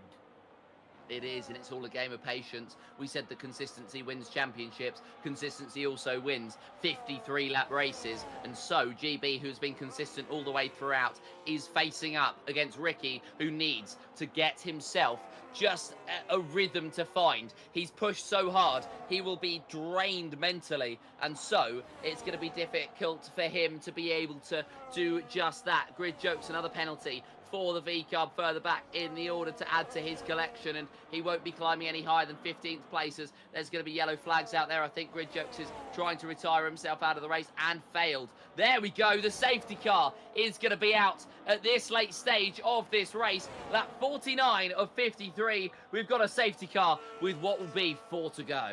Oh my goodness. Fasten your seatbelts then. Who's going to peel into the pits? I imagine absolutely everyone. You'd be mad not to peel into the pit lane.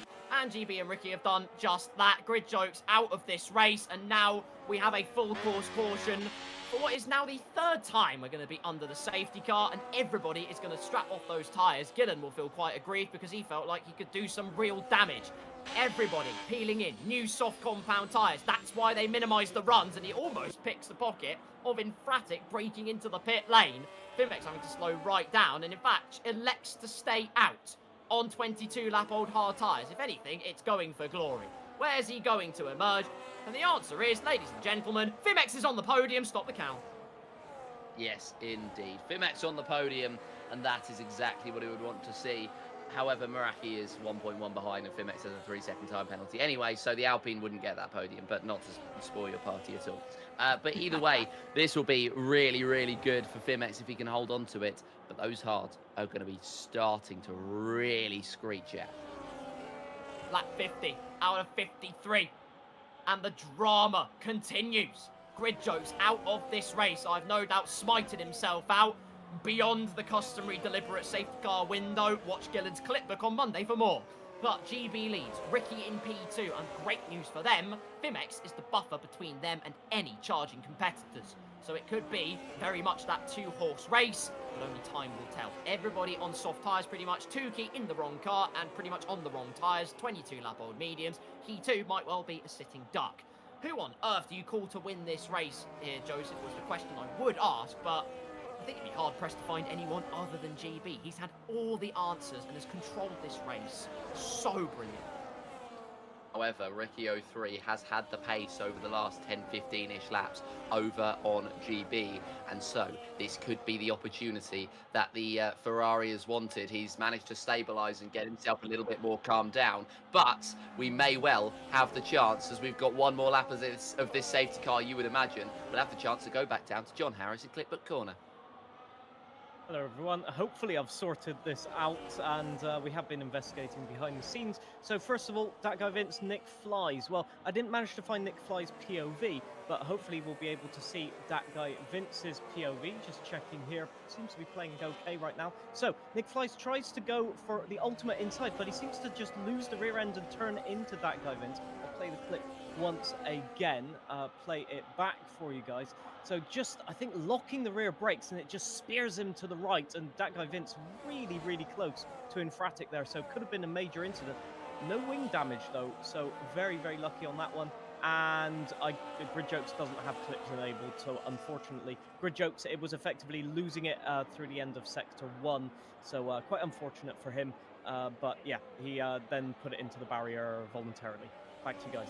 A lethal dose of theatre and pantomime for us to enjoy. Thank you so much, John. for all the insights down in Clipbook Corner, and credit to the production team as well. The work they do behind the scenes can never ever be overstated. Working tirelessly in the background, Clipbook is such an important part, an integral part of what we do. Imperative that it works, and it is now working in a big way because they did all of the groundwork. So shout outs to both of them. Back to the action, that 51. GB, Ricky, 03 and Fimex, the top 3. But we will soon be racing, and it's going to expect some aggressive moves, I feel, Joseph, because I feel like caution to the wind is just not going to exist. Yeah, it certainly isn't, especially at this late stage of the race, especially with so much at stake. You feel as though there's going to be plenty of opportunities for these drivers to give it a go, and plenty of opportunity for them to really try to maximise their positioning. Fimex is going to be a really tricky driver to find their way past at the moment because of how his race has gone so far and where he sits on the road. So if he holds up these drivers behind, this is a perfect opportunity for GB and Ricky, and I think he may well do. This first sector is so hard to go for it. Meraki will have to take big risks to get through on the Alpine, and it looks as though it may well be a struggle. Safety car in this lap, and Fimex is going to be ready to go. Everybody on a brand new set of the softs in the top 14 apart from the Alpine, and then you look further back at Tuki, who's got mediums, and King Cryptics, and Matty, who came in onto a new set of the softs, or scrubbed set of the softs even. So this is a perfect opportunity for the Aston Martin. He needs, though, to nail this green flag. Breathe in and breathe out.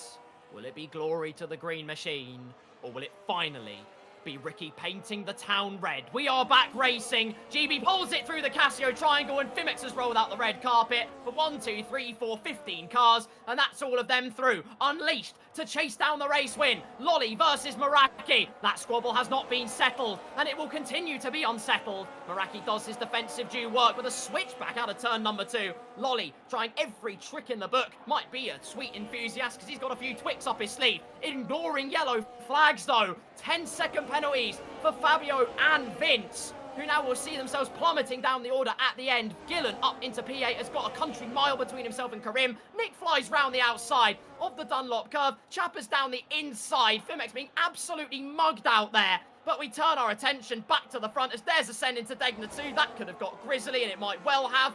Can Ricky do it? He's closing in. He'll have overtake mode next lap, but he can't be caught out. Meraki will be hot on his heels here.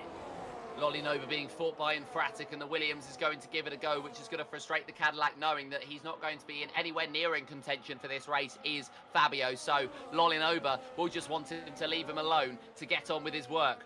There has been enough time lost, by the way, for the top 3 for Fimex to lose that time for Meraki, so it's about 7/10. There's a bit of daylight between 2nd and 3rd place at the moment. Ricky about 3/10 off of the back of GB, so ready to give it a go. I said at the start of the race that turn number 1 was going to be the prime opportunity to make that move, or it's going to be the final sector. We've seen plenty of moves in sector 2, and as they head down the straight and everybody flies in with fastest laps, Ricky is going to get that momentum, but he's only going to be about 2/10 back as they head into 1. Heading through 2, GB cuts him off perfectly, and that is going to be enough for the Aston Martin to hold on to position right now. They head through the S's, and GB gets a bit of daylight between himself and the Ferrari for 2nd place. This could have been Ricky's chance, been and gone.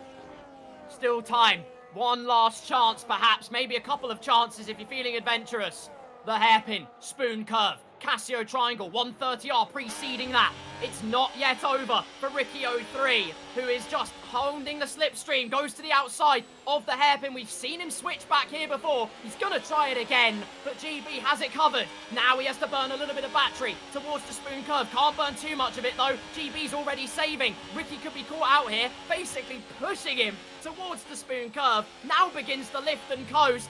But that could be the victory signed, sealed and delivered for GB, who was just a bit more patient on the battery. Is already flashing though, has run out of deployment. Ricky could get it though, in the slipstream towards 130R. Can he finally make it happen? To the inside, he takes the lead, but there's still time for GB. To the inside of the Casio triangle. Is it all going to burn out of proportion? Still side by side. It's a drag race to the line. Will it be the first time? Meraki's there as well. Can he take it? Across the line, he's done it! Ricky 03 wins the Japanese Grand Prix, and the ecstasy is all too clear to see.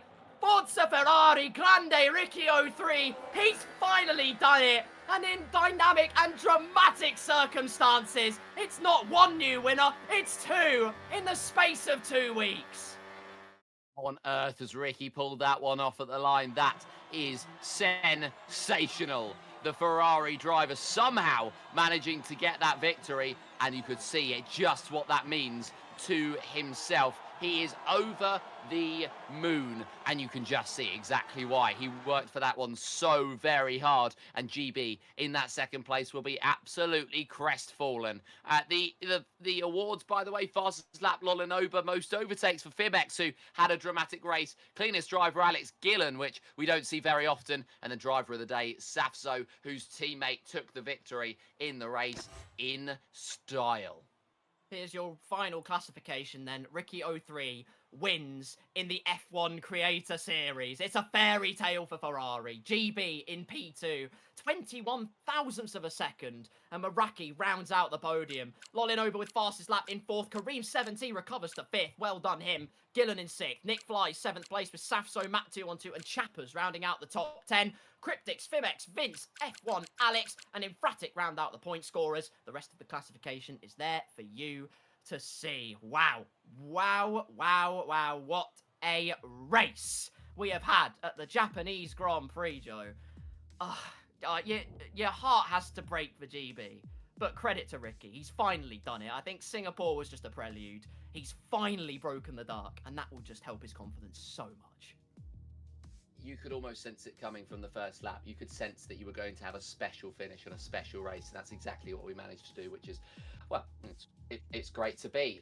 It's great to be here. We have one last contribution from Clipbook Corner before he comes back and enters his job as a pundit once again, from John Harris in Clipbook Corner.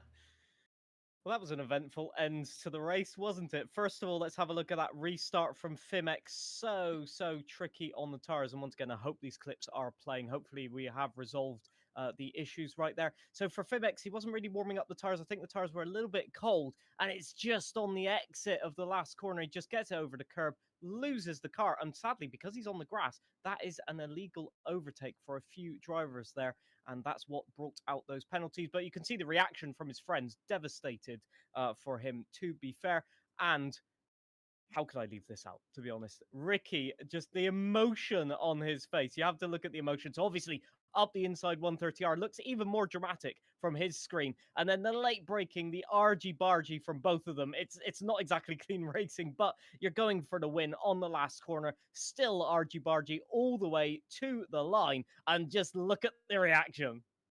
Absolutely incredible. And that's what Creator Series means to these creators. It may be for fun, but the racing is real and the emotions are real. It's beautiful. It is absolutely beautiful. What a drive. What a race we've seen, everybody. John, thank you so much. Your work in Clipbook Corner it never goes unnoticed. You are a legend of the scene, so thank you for everything you do. Let's put us back on the tremendous trio. You've got myself, you've got Joseph, you've got John. And I think, come to the question, before maybe some interviews, we've got to consider driver of the day. So, Joseph, who do you coin as your man of the hour, as it were? It's going to be a hard one. It is a really tricky one today, but I do think it's hard to look past Ricky, the way that his race went, where he just built himself up gradually, and then he had so many different race dynamics for himself. So there was points at which he was having to defend further down the order for those 5th and 6th places, and he was involved in fights with Alex Gillen pretty much throughout. So I think I can't look past Ricky. That's a good shout. John, do you echo the same sentiments, or is another person in your camp for that one? I was going to say Ricky, but then thinking about it, I'm also going to say, obviously Ricky, yes, but I will say also GB, because you can't have a great victory in a great battle without two people. There's always going to be someone that loses out on that battle. It doesn't mean they haven't driven an excellent race, and I think both of them drove their hearts out today. Sadly, one of them had to end up in second place. Couldn't agree more. I honestly couldn't agree more. Both of them drove brilliant races.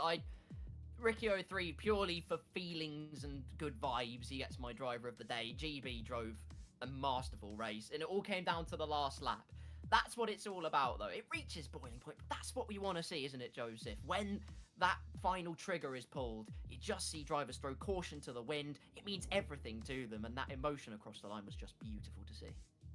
That late safety car is really what spiced that race up and made it more than what it was, which was Ricky putting him under pressure. He was able to just go, okay, I've got the energy for the last few laps now. And then he went, and you could see the outpouring of emotion as he came across the line, because that was just, I mean, Ricky he's a staple really of the last few seasons especially, and so it's great to see him over the line. It really is. And John, it's just spectacle, isn't it? That we had all of our cards laid on the table for where they'd overtake. They just set it everywhere, every single corner. It just became a canvas for overtaking. They did not back down one bit. Yeah, like I think we predicted at the start of the race, it's, oh, you're deploying battery right now. Well, I guess I have to deploy as well. And the guy in front of you doesn't deploy. Well, guess I'm going for an overtake. And that was literally like that at the last bit of that last lap. Ricky had some battery left. He deployed it just enough to get alongside. That's an overtake. And I think that is what drivers are still, even now, struggling to deal with, is the fact that you really just have to be aware at every single corner, even if it's illogical.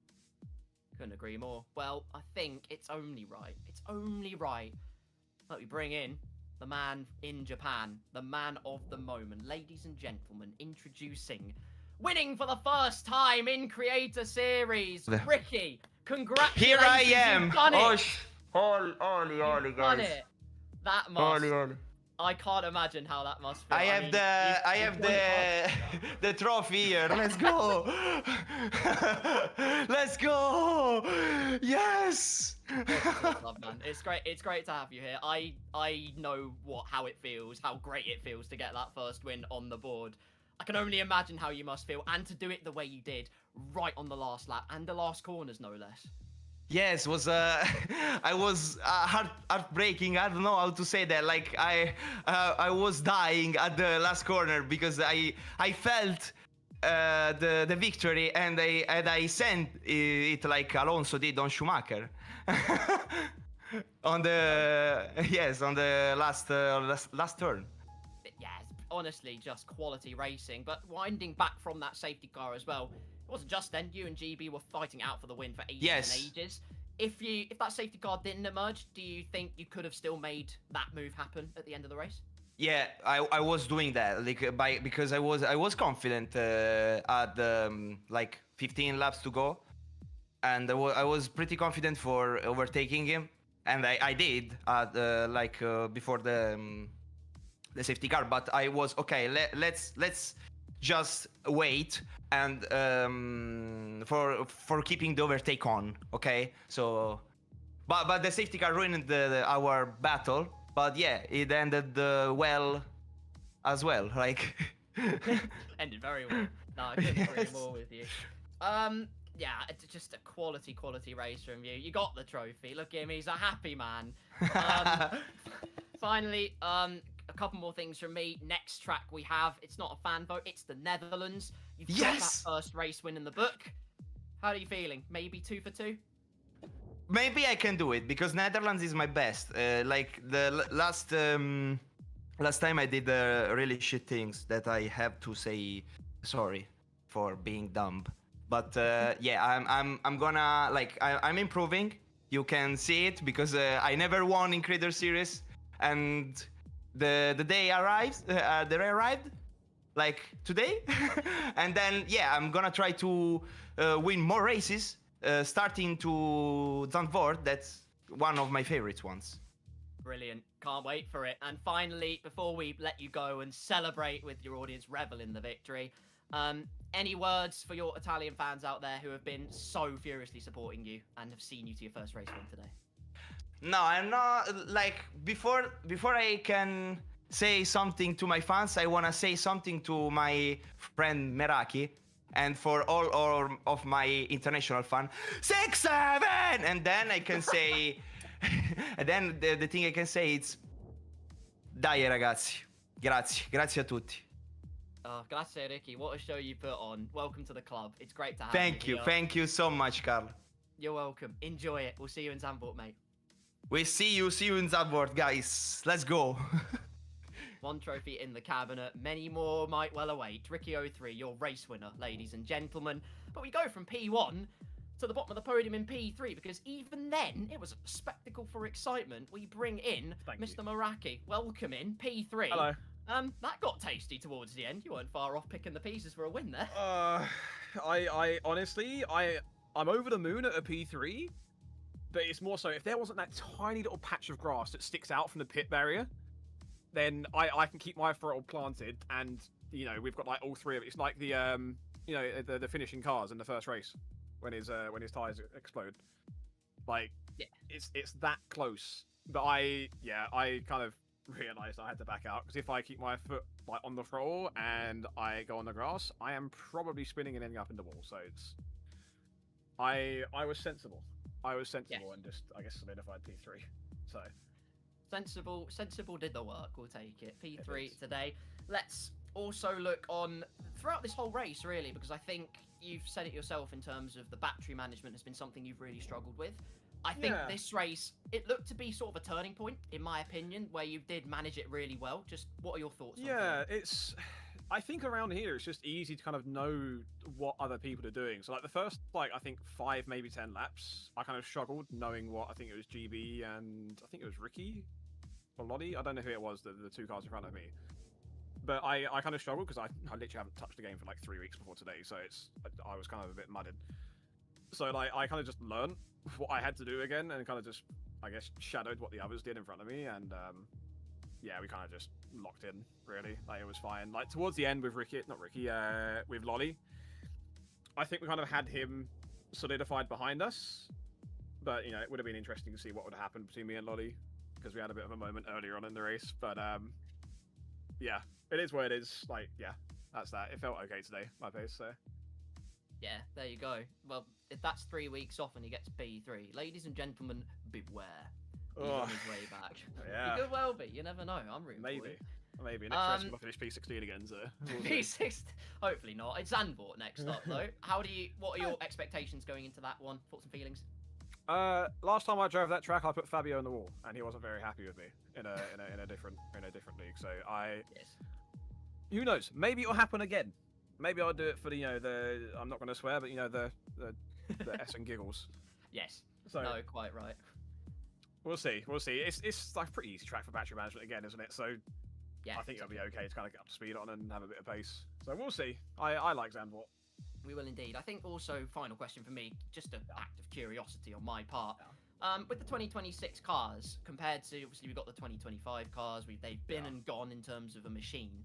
I'm curious to know, in terms of your maybe preference of track, or tracks you sort of gel with and don't gel with, has that sort of changed as you've transitioned to these 2026 cars? Yes. yes, it has. Because Spa used to be one of my favorite tracks. Now I despise it. Baku was like okay, but I dread what's going to happen when we drive around there.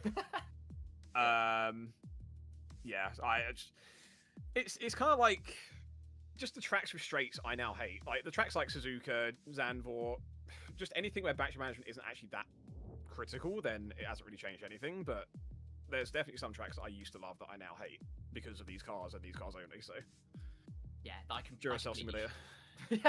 Completely share your sentiments on that one, mate. Honestly. Yeah. Well, podium finish might have been 3 weeks off. It's Thanks. still spring chicken. We love to see it. Yeah. Maraki, ladies and gentlemen, P3 finish. Thank We'll you. see you in Zandvoort. See you, mate. Bye bye. See you, mate. Take care. Brilliant. Maraki, ladies and gentlemen. Final podium dweller. GB, unfortunately, not able to give his thoughts. He just wasn't in the waiting room. But I can only imagine how it would have felt. It would have been the sinking feeling, and I feel oh so heartbroken for him. Okay, let's bring back the three musketeers onto your screen. Myself, Joseph, and John. And we're going to end it on a little bit of a creative note, and that is, despite all the action we saw, 3 words, Joseph. How do you sum up a race like that? And he's muted, ladies and gentlemen, so the answer is it's Morse code.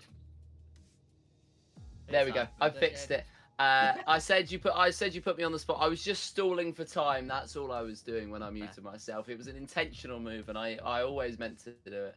I think it's hard to look past drama for a big word to put in it. Not that big, 5 letters long, but either way, I think that's one that would pretty much encapsulate the whole race. Then you've got, I think, it is difficult to put this one into words, so I'm going to put speechless forward. Doesn't quite work in this context. I'm throwing it in there. For me, it works. So that's good enough for me. And then the final word that I think I'm going to put in is I think Forza is going to be a good one. I think it's going to be fitting as well for our race victor. That's a good word. I like that. John, what do you think?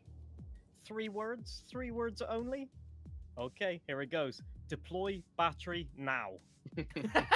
That's good advice, ladies and gentlemen, that they can take with them to the next round at the Dutch Grand Prix. For me, it's 3 very simple words, given all the action and how it ended. Grande, Forza Ferrari. Thank you for joining us on the journey here in Suzuka, the land of the rising sun. It has been and gone sunsets on the fan vote round of the Creator Series. But, well, the party atmosphere is going to be a blazing high for Ricky 03.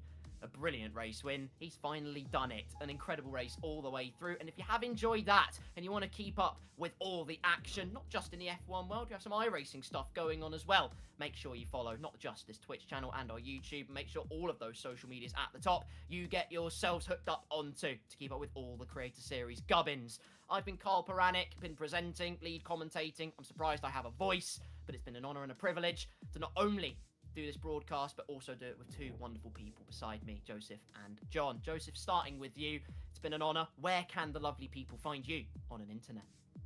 Well, if you look up JB Comms on pretty much any social media platform, you'll find me. You might even find John on a couple of the... I pointed the wrong way. I've still pointed the wrong way. It's that way. You might even find John on a couple of my videos on there. But yeah, I'm pretty active on there, so any support would be appreciated. There you go. Go follow. That's the order. John, where can people find you? You can find me spinning off into the gravel trap over there at Is Amusing on every social media. At least it's not a tree. Small crumbs of comfort. As for me, where you won't find me, the back alleys of Peckham, you won't find me there. But where you will find me is at my name, Carl Poranic. If you type that in all one word, mostly everywhere you'll probably find me. Also, a big shout out to the man in the background, the guy in the chair, as it were, which Fimex had. That was interesting. But a massive shout out to Mr. Josh Richards, who has been tirelessly working in the background to keep this broadcast buttery smooth, and he's done a blimmin' good job at it. So massive shout outs to him. Go and follow all those lovely legends. But from myself, from the drivers alongside me, an incredible spectacle in Japan. And we have not 1, but 2 new winners in 2 weeks. Will there be a 3rd? Tune in next time to find out. Good night.